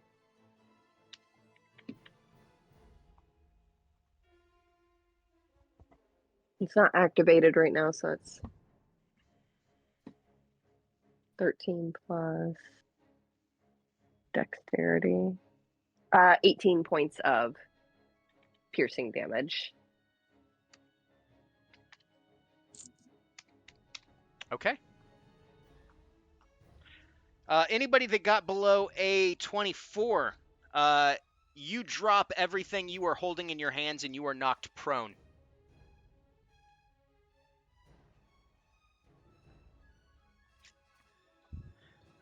Below 24, though, right? Yes, below 24. Okay. Right. So And Jean's the only one that's yeah. no. Oh no, Issa Issa. too. Issa Issa. too. Yep. Well, luckily, And Jean doesn't need to be standing up to do what he does. True.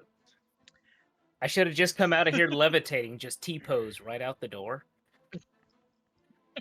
Just be a stunt queen about it. Alas. Shoulda, coulda, woulda. All right. So Lacroix then begins to. He's going to go ahead and sacrifice 2 of his attacks to dash right up to you all. And he's going to use 2 attacks. One on. Actually, he knows that Riva is a threat because of how often she dodges shit. He's I talked to the appreciate men. that. All right, so the first one is a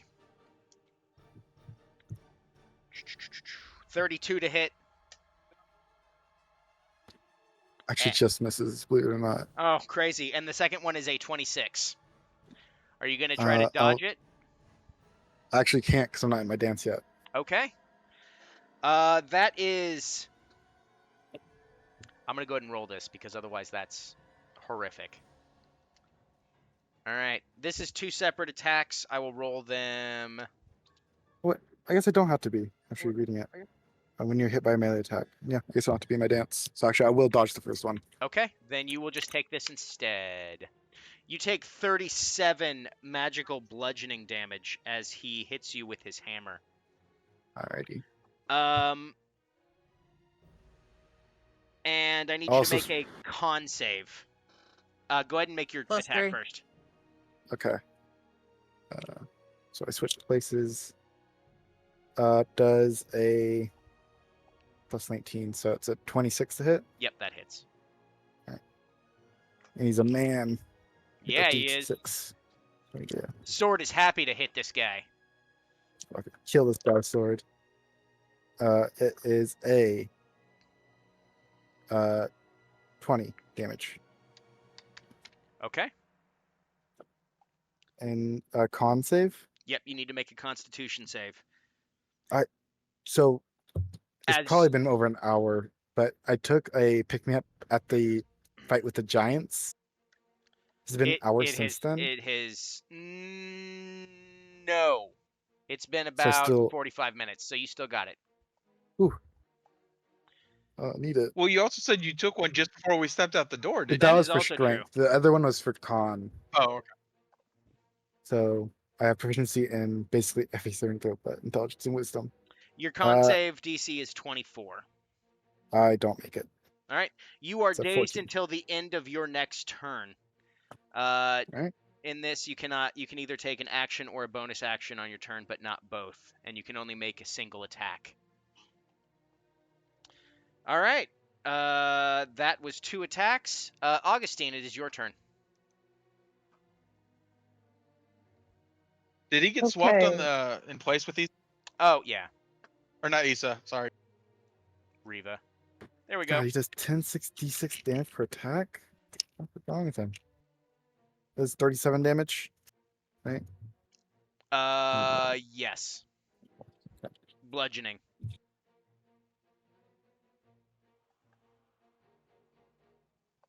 Okay, I need a wisdom saving throw. Okay. And Augustine will use half her movement to get up. Okay. He fails. I'm guaranteeing with an 8 plus 5. He is, however, going to use a legendary resistance. So he makes the save. On a successful save, the target takes half as much damage. Okay. I'm so glad I upcast this because half is what the base would have been. Okay, it's dissonant whispers, so he's gonna start hearing Augustine whispering a discordant melody in his head. Fantastic. Nice. That was 2 6s and a 3. Okay, so that's. We're gonna do radiant damage actually. So Okay. 15 points of radiant damage. Okay. When you came out here, he already had a little bit of damage on him, but you noticed that most of the damage outside of that has seemingly been brushed off. But seems magic is doing something pretty good so far. All right. And then 5, 10, because I only used half my movement to get up, so I'm gonna move forward again so I can easily keep him within sight. Okay. And that will be. Oh, and I will use my bonus action to activate my flame tongue. So the sword is on fire now. Okay. Anything else? Nope. All right. At the end of your turn, he's going to use a legendary action called Impregnable, which means that he becomes immune to the damage type of his choice until the start of his next turn. I will not tell you what that damage type is. Layer actions. I need everyone in the area to make a dexterity saving throw, as arrows and volleys of arrows are shot from the walls surrounding you all, and on top of buildings and inside tents. It's a 30 for me. Okay. What is 27. this, a deck save? Dex save, yes. Mhm. Oh yeah, it's still the +3, huh? So 33 actually. Okay. 26. 27. All right. Everybody that made over 27 for me. everyone that made over a DC 18, you take 11 piercing damage as a hail of arrows peppers the party. Unless Issa. you have evasion. Yes. Yes. I am going to go back to what I was looking at. Hold on. 'cause I this need to doesn't look work up right. what this does. I have gloves of missile Also- snaring. I haven't used them up to this point. So, John, just as a side note, I do have Warcaster. Oh, okay. Cool. Noted. I forgot I had it, but I do have it. I should have used it. You should have, yeah.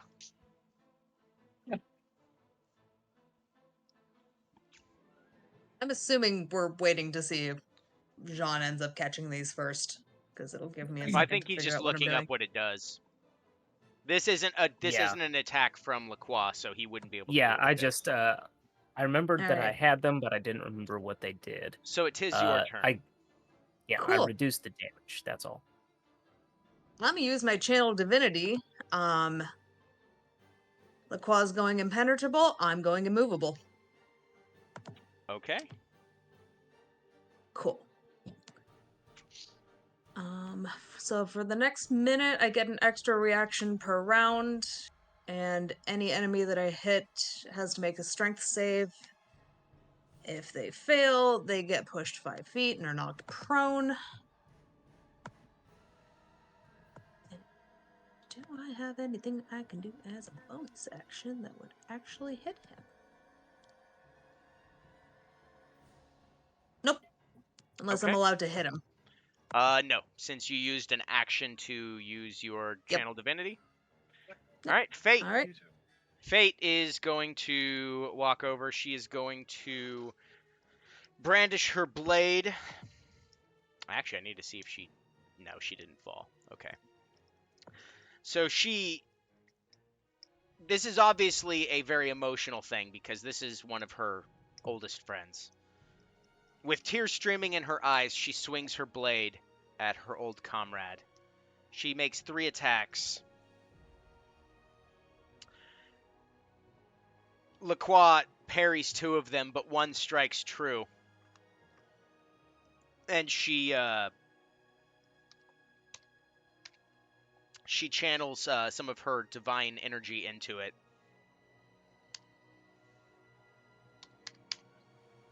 Landing a critical blow. However,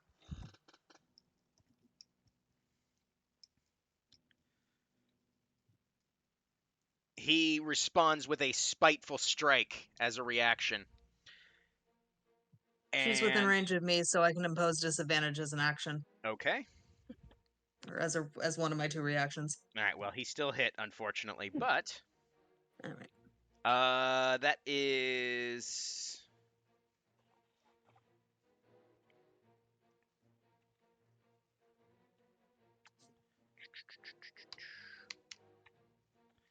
there. She has to make a Constitution save, which she does make, so she is not stunned. Riva, it is your turn. Okay.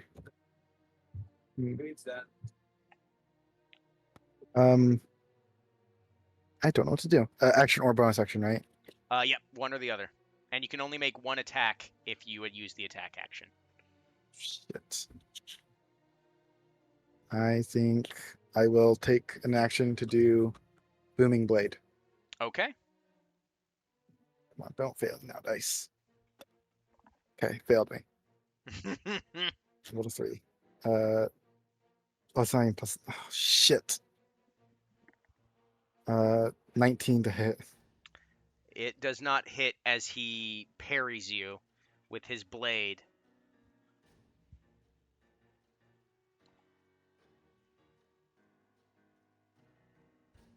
I don't think I can do anything else. So All right, Unya. I will Oh, go ahead. move into parry with Oh, fate. flanking. Got it. Yeah, flanking. All I right, should have did that before the attack, but whatever. no problem. Unya. Okay, first things first. I'm going to go ahead and move myself within flanking. Okay. I'll make sure I stay out of his threat until I'm able to flank. Okay, you can actually move through their thing and do your attacks on the way through, because none of them are going to block you. So you can start you can move into Fate's area, but you have to move out of it by the end of your turn, or Reva's for that matter. Well, I mean, I'm moving less than 30 feet, but I Okay. want to flank Lacroix. Oh, okay, so you can go on the other side of Issa. Right. Yep. So basically, you could just do this. Boop, boop, boop, boop. Yep. You stay Yeah. in range so he doesn't get an opportunity attack Okay. on you. Plus, he's already used his reaction. And first things first, I do need him to make a charisma saving throw. Okay.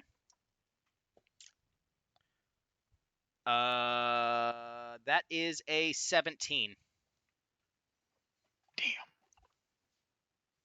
He doesn't know anything happened, and no. Okay. I'm gonna try again later, but in the meantime, I'm gonna go ahead and attack him. Okay.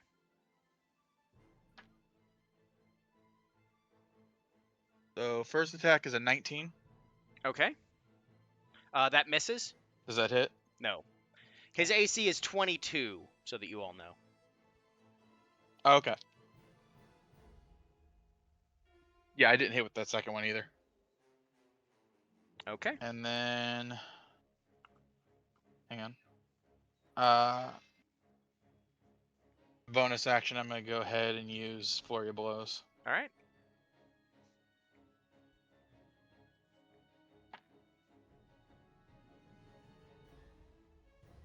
Damn it. This is a 21, so it didn't hit. Son of, I've been using the wrong bonus, so that's actually a 24. Yep, that'll hit.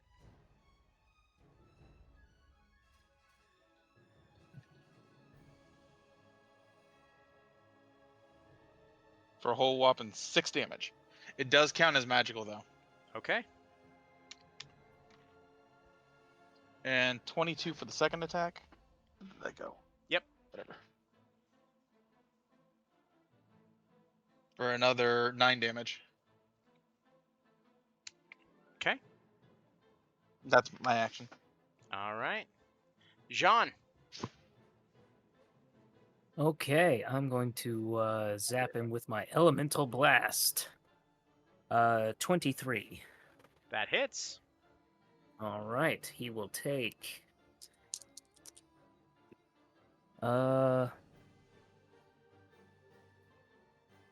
Shit. 14 lightning damage. And then Jean will just kind of slide a little bit further away from everybody, just because it's getting a little crowded over there. And that will be my Okay. turn. All right. It is Lacroix's turn. And he is gaining back all of his stuff. His impregnable, no one did the damage type that he picked. So he's going to make 4 attacks. 1 on each one of the people surrounding him. The one on Issa misses with a natural 1. Augustine does a 19. Nope, that's 21. 21 hit. Augustine's not even here. Oh, never He's mind. Reva, that was for I was you. gonna say I'm not there. Reva, yeah, Uh, you 21 would hit you. You gonna use your reaction? Yes, I will use my reaction and touch. Okay. So that I'll means take you that switch attack as places. well. Yep. God damn. Doesn't hit. I rolled a fucking 2. Okay. My dice hate me today. I'm using a different dice. Definitely Get going my to go nice ahead one. and since Fate's no longer in range, he's going to use one of his attacks again on you. That probably may hit. 19. My AC is 18. Okie dokie. Ooh, You take. disadvantaged because I can do that. Okay. Exacts. Oh, yep. Still 19. Damn it. All right. That is 23 bludgeoning damage, and I need you to make another Constitution saving throw. Damn. I switched to a different dice and also rolled a 2. All right. So, you're Jesus. stunned again, I'm struggling over or here. dazed rather. All right. Then let's see here. Sorry, how much damage was that? That is 23. 23. And Unya, this is a 24 to hit. And you take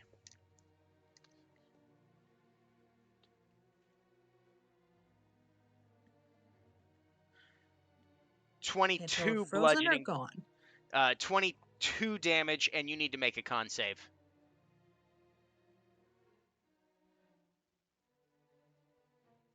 Might be gone. He may have left the table. All right. Well, we'll get back to that in a second. That is the end of Lacroix's turn. All right. Augustine. Lacroix's looking pretty beaten and bruised. I need have it pulled up. Let's see.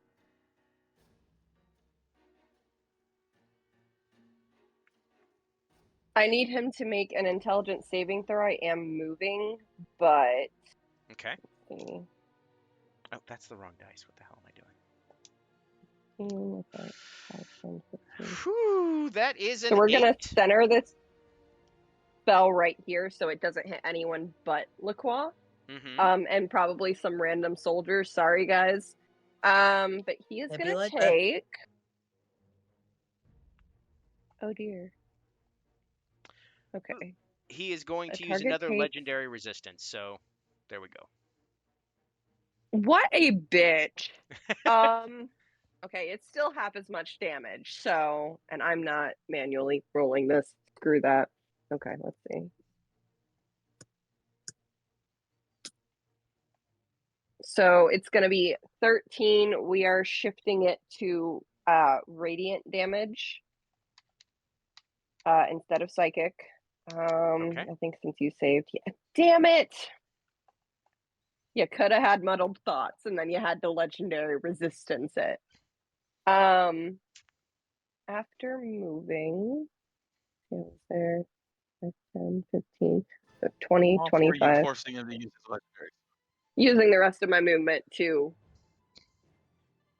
get behind him so Okay. he can't run off. Perfect. Unya, you took 22 damage, and you need to make a con save for me. Okay. All right. Next up is the layer actions. Everybody make another dexterity saving throw. DC 18. It was a dirty 20 for my con save that you needed me to make. Okay. You are stunned until the end of your next turn. +3 for anyone who's near me.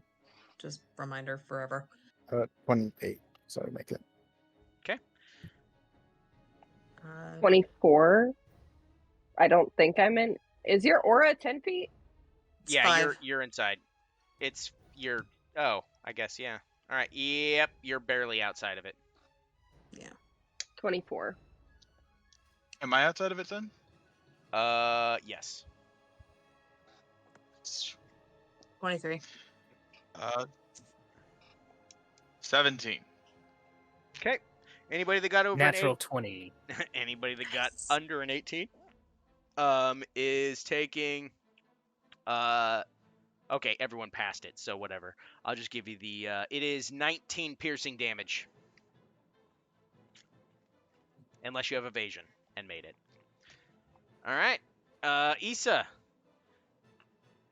Lacroix is not looking good. Bully for him.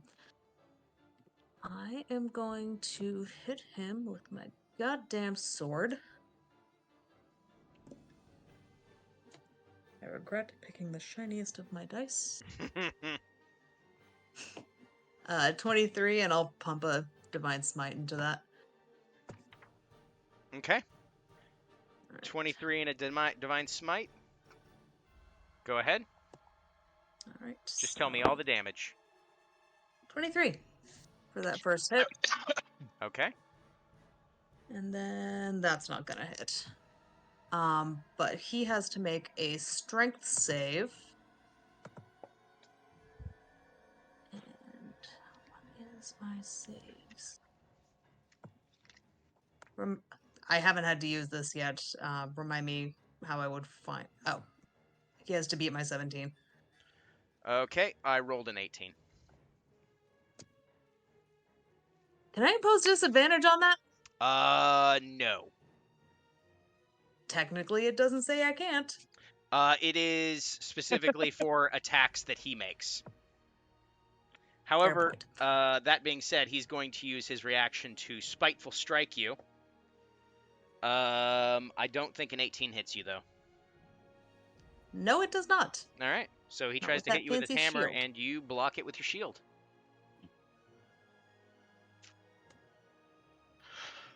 Excuse me. All right. Anything else, Issa? Let Did you me hit with the second one, see. or did you? I rolled a 5 and I don't have enough stuff to get me up to a number, so no. Okay. All right, Fate rolls up on over here. Rolls on that one, misses, and hits. All right.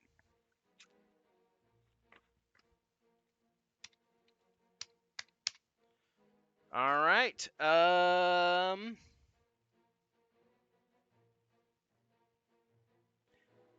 Lacroix is going to use Impregnable again on his self as a legendary action. Fate lays in hard after missing 2 of them. Riva, it is your turn. Lacroix is looking beaten, but Alrighty. just fighting with everything he's got.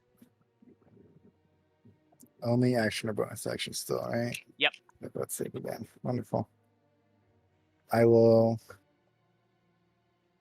Booming Blade again. This time it's advantage. I'm flanking. Remembered. Mhm. So where's my other dice? If they both fuck up, then I'm giving up. Well, that's pretty terrible. 22. That hits. Okay, so it's higher. It's this level now, huh?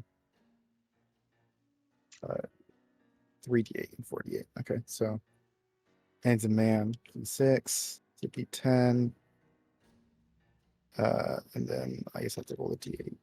So, it's 9 plus 10 plus 6, Just give it all to me. 7. I'm just 9 plus Sure. 26 damage. Okay. So Ready for close. news? Still alive. All right, and that's it for me. All right, Unya. I'm just gonna. Am I still in flanking on him? No. You'd have to move up 1 to be flanking with Swan. Fate. Yeah. Then I'll do that. Okay. You have advantage.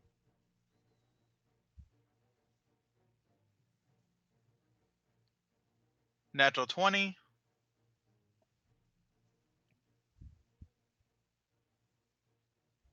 What are you using to attack And the with? second attack is my fist. Okay. Why? Remember, my fist count as magic. Oh, I get it. You're Okay, gonna and punch that this 28 guy. for the second attack. Yep, you hit. And it's maximum damage for a crit? Yeah, we'll just do that. It's max times 2, just for Okay. the sake of this. Times However, two, the okay. unfortunate side effect is as you land your punch, you realize that he is immune to bludgeoning damage.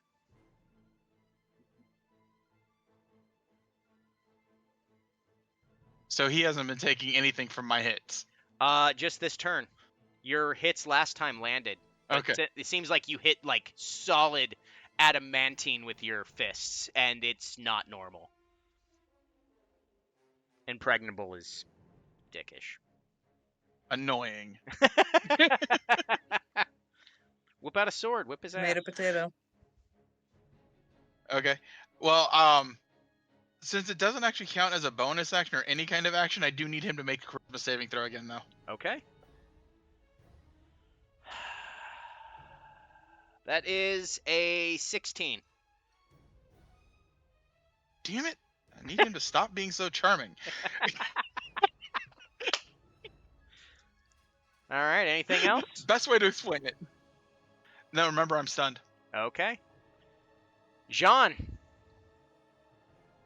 All right. Well, Do we get saves against that on each turn, or Against what? the effect he used that stunned us? Yeah. Every time he hits you, you get to make a con save. Okay, so Yep. So it's until like now you're not stunned anymore, because it's the end of your turn. It's just till the end of your next turn. All right, Jean. What do you got? He is holding on. He's 26 to bleeding. hit. Yeah, you hit. What are you hitting with? All right. Let's see. Math. So that's 9. Oh, cock. 12. 17 lightning damage. How does your lightning kill Lacroix? First off, Jean looks him in the eye and says, "I'm sorry. I'm just so sorry." But blank face, just give him the old zappy zap straight to the dome because he doesn't know how close to death he is. He's Yep. like, "Sorry, man. I don't feel good about this, but it's got to be done." As the lightning hits Lacroix's face, it begins to char his skin and channel down his body, kind of crackling on the ground around him as his body falls forward limp and dead. It's only a matter of minutes afterwards that after you take in this sight, you all begin to look around. And you see that the legionnaires that were closest to you all see what just happened, and their morale is broken. Some of them turn and run, and the accursed guard, renewed with a greater sense of purpose and seeing that the tide has changed, begin to mow down legionnaires left and right. It is an absolute bloodbath. No one is spared. Anyone wearing legionnaire armor that is seen is eldritch blasted into oblivion, skewered, thrown off of the remaining bridges. It is horrifying.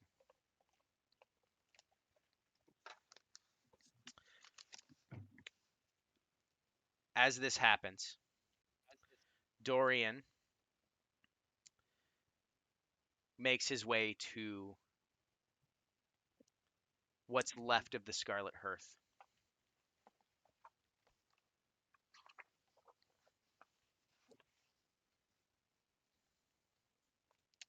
Let's see here.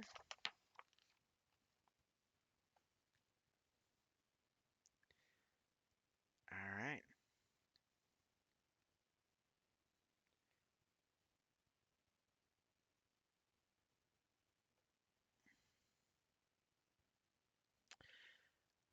Oh shit, I totally missed something. So this is going to change something, and I'm very sorry that I missed this because I didn't read ahead far enough, and that's my fault.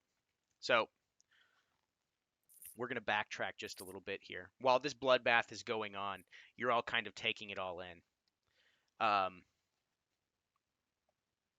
going to give you all disadvantage perception checks as you're kind of watching the chaos unfold around you. This is just to see whether or not you see what happens. There is in no way that you can change this. 20. 9. 8. 23. Okay. Anyone that got over 17? Augustine, what'd you get? 28. Okay. You all turned your attentions away from Lacroix as he lie with his final breaths, kind of smoking and sizzling on the ground, watching the carnage unfold around you. And you all hear behind you Fate go, huh!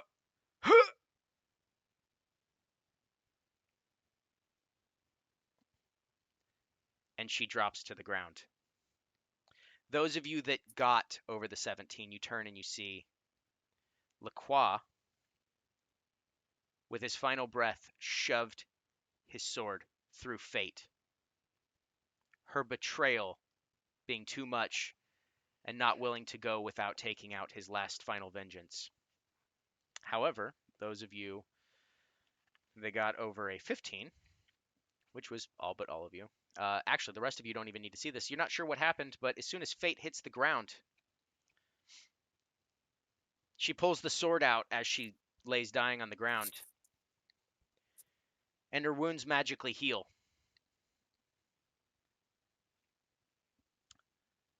Augustine, how much HP do you have left?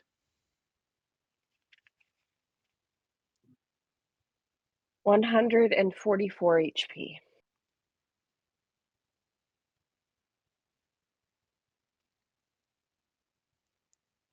A green mist swirls around your body, and you see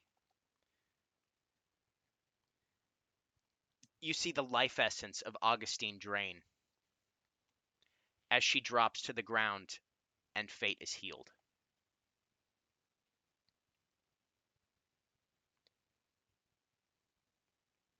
Augustine, we'll get back to you in a second. Augustine is dead.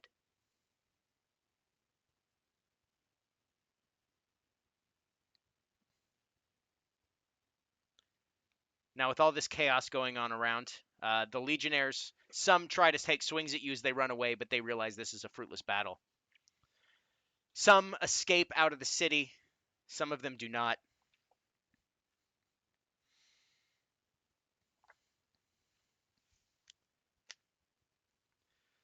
The king makes his way to the Scarlet Hearth, or what's left of it, stepping over, looking down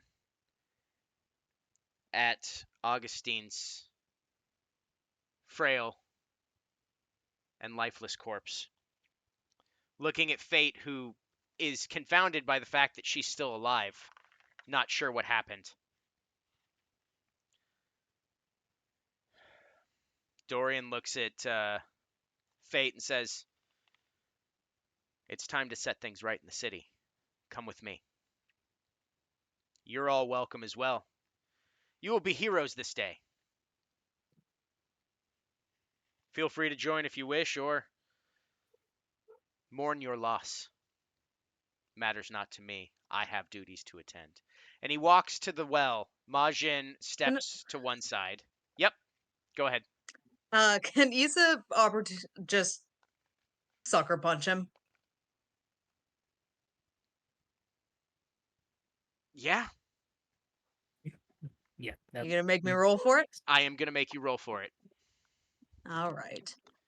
I wish I could cast guidance right now. Oh my god. I mean, I do technically have a DM inspiration right now. Ooh, Be a hell of a time to use it. perfect time. Punch him right in his suck hole. 24. You hit. Cool.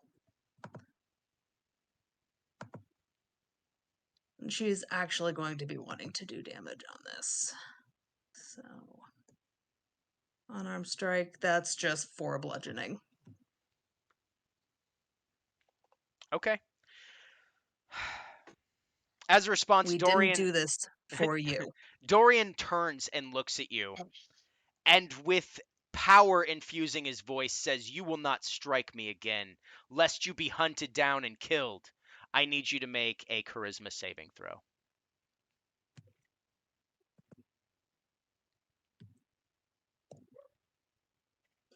Well, you picked the wrong day, buddy. I have a plus 12 to my charisma, and I just rolled a 17 with a plus 3 on my saves. Okay. So, you picked the wrong Oh. fucking day. 32. Okay. You manage to make the Damn. save, and he looks at you and goes, "I don't care what your reasons are. I don't want to see your face here again." And he continues walking. Real quick, there is going to be some other consequences for what's Oh, okay. happening. Fantastic. Because when she went to sucker punch him, I'm throwing an Eldritch Blast at him. I like hold the hand out and it's like, There's a hold a reason. fucking second. Can I stop him in Okay, any measure? I'm going to say that you can roll an opposed We're all dexterity. mad. You can roll opposed dexterity, There's a but you have disadvantage, Riva, because you just saw Issa take a sucker punch at him, and you're paying attention to that when you go, "Oh shit, he's doing it too." So should I just roll initiative or what's up? No. Really not trying to Depending on fight how anybody this here. goes. Augustine's just like, I've been dead for 30 seconds. What the shit, guys? What am I rolling here? Opposed dexterity checks. Just straight dexterity. No, you can use either athletics or acrobatics, whichever you prefer. But yours is I'll at use- disadvantage. I have to make I'll that roll use- too. Yep, yours at normal. It's a 19. 20. Go ahead and roll your attacks with your Eldritch Blast. Can I just It's- say y'all I'm- are proving Augustine's concerns were valid and correct. Hey, I try to You fucking are stop proving, him. No, you are proving her right to Here's the kicker. T. If Just you hadn't dropped, Bear with Issa me, wouldn't have Underwood. punched. So, like, a little of this is your fault. I got a You shouldn't have 27 died. to hit him with the Eldritch Shouldn't have Blast. died. Yeah, shouldn't have died. Your fault now. Yeah, you hit. And you've got, I believe, one more you can make with that, because it's a spell, so you get to do 2 attacks. I'm gonna direct it to hit nothing. I won't let it hit him. I just want one to impact. We all want our one. Okay, Everybody gets one. roll your damage. Yep. It's 11 damage. And the actual reason I did it is because I'm using repelling blast, so it's gonna knock him 10 feet away from Augustine. Yes. The moment I see him try to step over him, I will do that and immediately say, "You will not disrespect her." He was stepping by her. He wasn't stepping over her body. You Does not matter. specifically said stepped over. Yeah.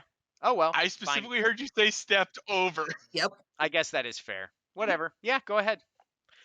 Repelling blast. So yeah, that's what happens. Cool. Knocks him 10 feet in a straight line.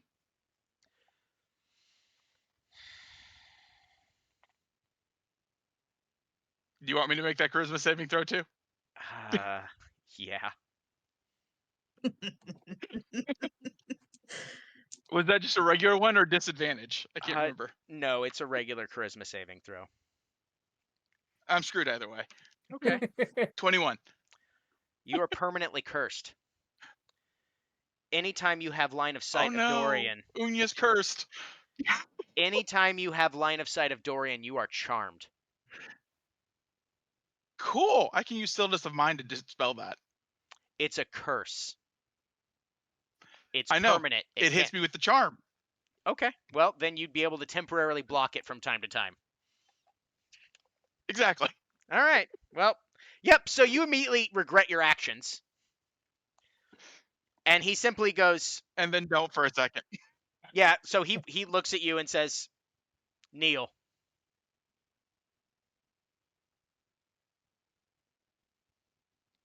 I will. Okay. He motions to 2 guards who put you in cuffs and chains. Wait a goddamn second before we start taking prisoners. All right. Do you want some of this too? All right, Really? bitch. I don't want any of this. I just won your stupid war. How about you just stop locking people up and trying to take people away because they said I don't like you. All right? There's a You're really difference pissing me between off. someone saying I don't like you and taking 2 attacks at me. That You is different. deserved it. Listen, I mean, you just did something to him and he kneeled. I don't think he's gonna start attacking you again. Oh, I All understand. right. He won't. Right. And So you don't need to he put looks him at in the 2 these guards and he fucking goes, "Take him prison. away."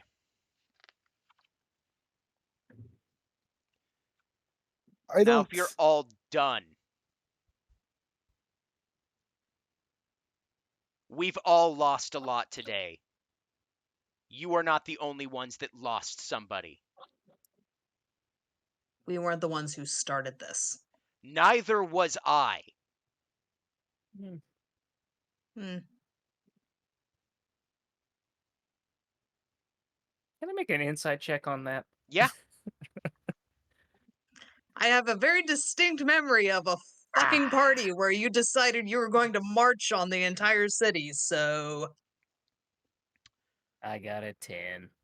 I don't know nothing. So, even if you had scored high on that, he does not believe he did.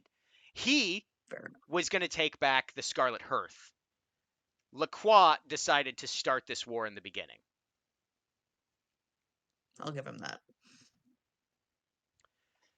I don't like it, but I'll give him that.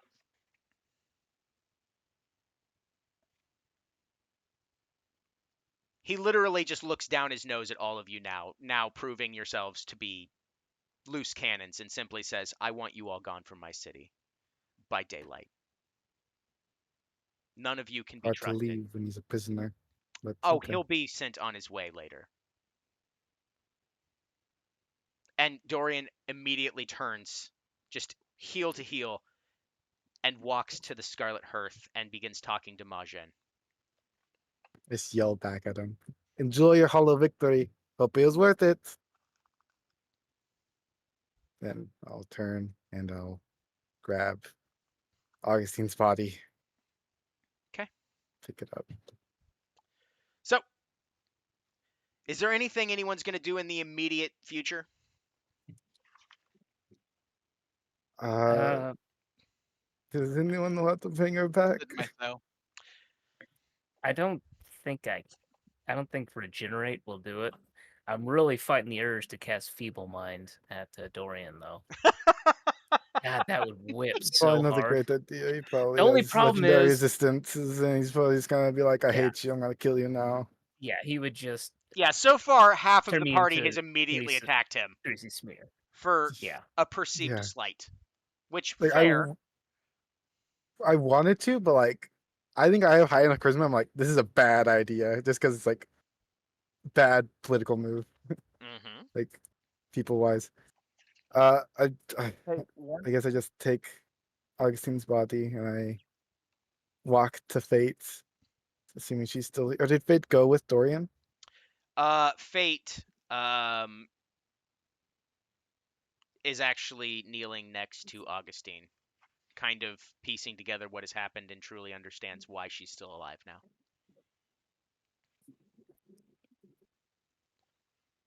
And she's crying. Just-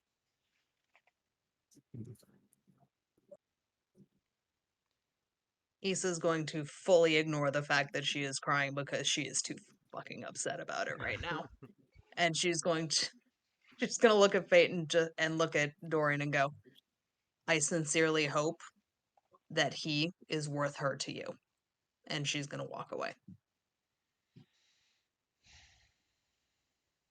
Okay. So, we're going to do a fast forward scene. However, not for everybody. Augustine. Hi.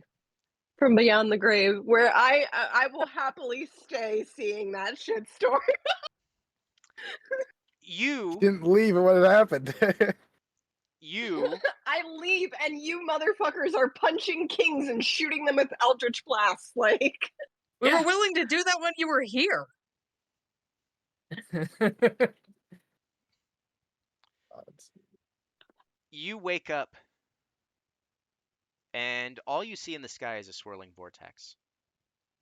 Yes. It's a purple and black hued, like everything here is dulled in color. There is no sunlight, yet there is a vibrance in the sky that swirls over this massive field. As you stand to your feet, you look around, you see,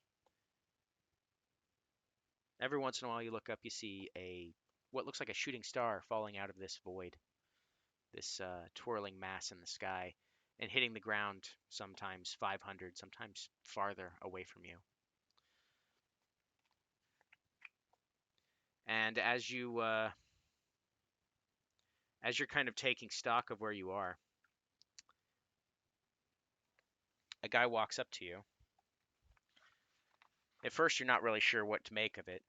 You just see this humanoid figure walking towards you, and as they get closer, they have a face that is bereft of skin and muscle. It is all bone. And he walks up to you and simply says, "Oh, welcome. Welcome to the Sunless Crossing. I suppose you're confused about why you're here. You must have died. I guess it's time for me to lead you on. Follow me."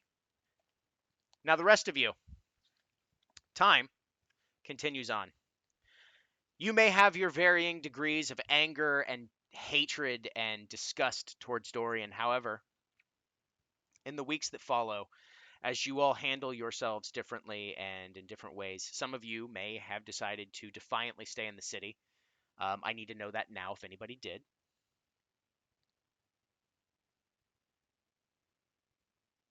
Probably not. Okay. No. Not for longer than the day. Okay. I So- don't. I Yep. guess I don't let Augustine's body stay in the city though. Take it outside. If possible, I would like to reach out to Elliot before we leave. Yeah, I would like to. As you're all exiting the city, Elliot is actually waiting for you. So we'll do that here in a second. Elliot simply says, "May I take her? I will take her to our home to put her to rest." Yes. And this is literally the most somber you've ever seen Elliot. Elliot being the extra chevalier that he is. There is true sadness in his eyes. And he thanks you all for being friends to her and keeping her alive as you have for as best as you could. He's not sure what happened based on what you told him, but he said that it had to have been her choice. That's not something that naturally occurs. It may not mean much, but thank you for sharing her with us as long as you would. Of course. Do me a favor. Hmm. Tell stories of her. I know that you're not the bard type, but she deserves a good story. She'll get one. Fantastic. And he kind of bows to you all and walks out. You all kind of go your own directions. Since none of you are in the city any longer, in your various places where you've ended up in life, you hear tales of things that have been going on in the Shadelands since your departure. Some of you may still be in the Shadelands, but staying out of the city proper. But the Shadelands themselves, after the battle is resolved, y'all get a much needed rest. And unfortunately, due to your actions, you're not treated as heroes. Your names are whispered by some as like people that did the right thing, and some people feel that your anger was justified, but no one says it openly. Bit by bit, however, you all begin to notice that the Shadelands become more otherworldly. You hear tale of new temples being constructed and more permanent planar gates also being constructed. You hear tales of Majin gladly enjoying their role in the court, where all patrons and warlocks find deals going through them now. You all know that Majin was a patron. Something's off. Something's weird. You never really got to the end of it, but now you know that Majin is the center of deal making. Without a semblance of balance, the Shadeland slowly grows more and more inhumane, resembling less a mortal city and more of a place of myth and weird walking the streets. But slowly and surely, as time goes by, the normal everyday mortal races from the city begin to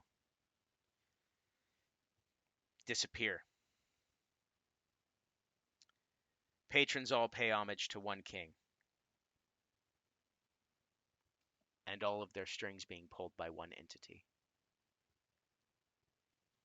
The Shadelands have truly become a darker, weirder place. It is no longer safe for people to traverse there openly. Creatures from the Feywild, creatures from beyond, creatures from other planes that seek to make deals have made their homes here. And it truly is a horror show. Those of you that chose to live in the Shadelands know that it is far harder to go out. There's no such thing as a retired adventurer in the Shadelands anymore. You all have to fight to survive or leave. That being said, before we wrap up, let's go ahead and go into some details of what happened. Augustine, you found yourself in the Sunless Crossing. You await, trying to wait for resurrection, but it never comes. I can't go into that because that's a secret for me and me alone.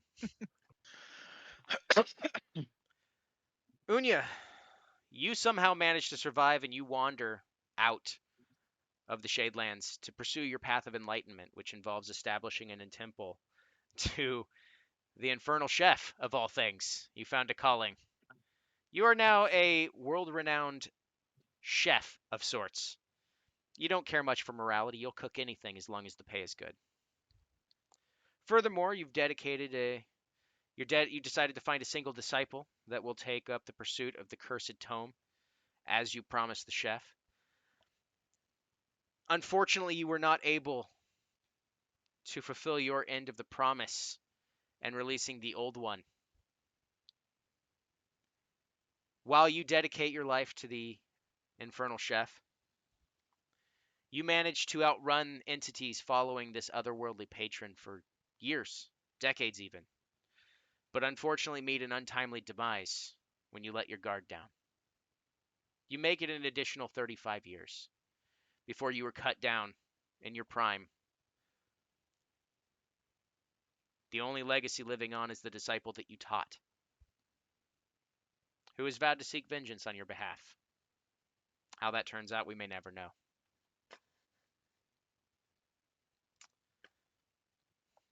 Jean, you managed to make it out of the city, and your memories are returned to you. You now know everything that was told to you.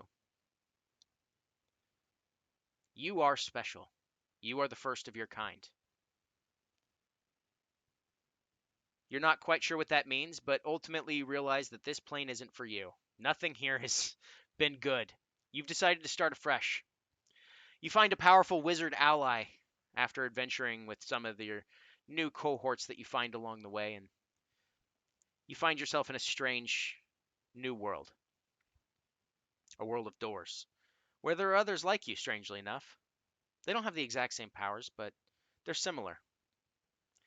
You find yourself in the Hall of Heroes of sorts. Gods, demigods, demons, devils, all walking side by side in a world full of gates and doors. Strange autonomous creations. Seemingly artificer gone wild created this world, but it's too far gone to really explain. Like, if you hadn't seen it yourself, you'd be like, there's no way a door sits on a door. I'm living on a door right now. That's weird.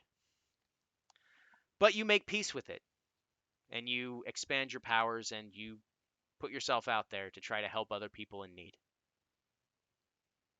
You live out your life happily, and those that survive you, that you've taught your ways, including your own progeny, they carry the mantle as protectors of the universe, watching, making sure that something you've been through never happens again.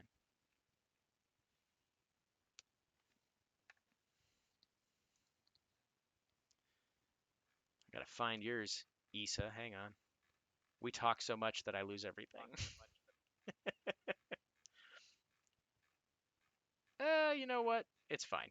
I'll just wheel and deal this. Finally, having dealt with all of the final deals that your partner left floating around the city and not being remembered for your own, you seek out a life of quiet solitude, staying at your place in the Shadelands. You see firsthand the changes that happen inside the Shadelands. Ultimately, you decide what you would do, and that is obviously this isn't great either. You won't get to see it, but you begin gathering supporters. People that see that the way that the Shadelands is turning is not necessarily safe either.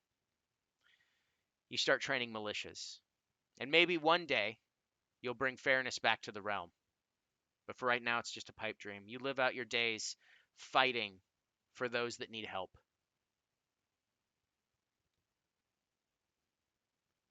And you die peacefully in your bed, having created an entire army of people bent on saving the city that somehow, despite your best efforts, you feel you may have failed. Riva, you psychopath. You absolute crazy person. You dedicate the rest of your life. Before you leave the Shadelands, you make one thing your goal. You wait, you hire people, you get the information, and you finally find Mazabeth on her own.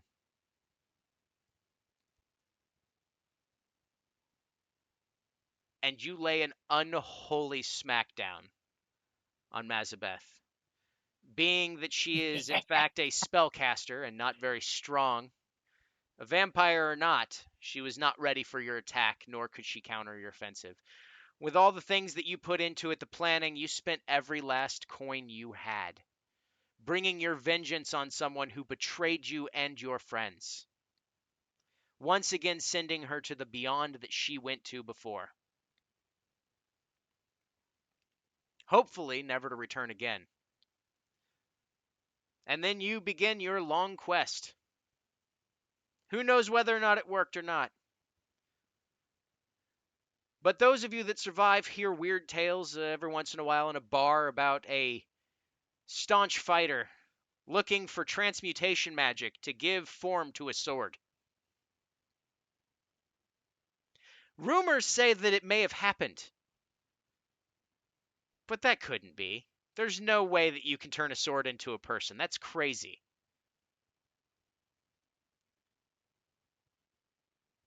But with that being as it is, we close out tonight, this final episode of the Red Runners and therefore the Red Opera, with this little piece of advice. Sometimes you may feel like you're making the perfect choice or the best choice out of the shit that you've been handed. But if there's one piece of advice I can give to every storyteller out there, is that it doesn't have to have a happy ending. You can give pieces, sure, but there always has to be a cost. And unfortunately, some of them paid that cost today.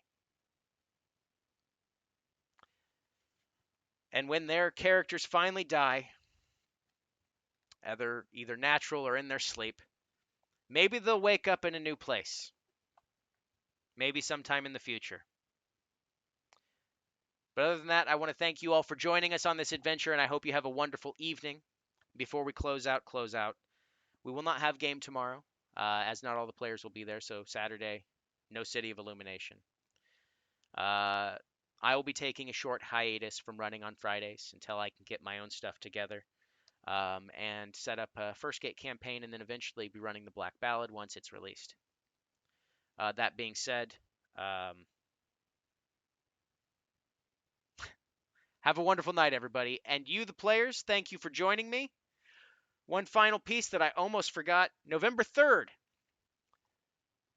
I am going to invite everyone that's willing from this crew and everybody that's able from the old crew from the first running to come together on stream. We're going to have a conversation. I'll be kind of hosting it and having a Q&A session, asking them how they dealt with things and having them discuss their own adventures through the Red Opera and the Shadelands themselves. So please come join us on November 3rd, probably around 7 or 8. I haven't decided on a time. Have a wonderful night, everybody. Bye.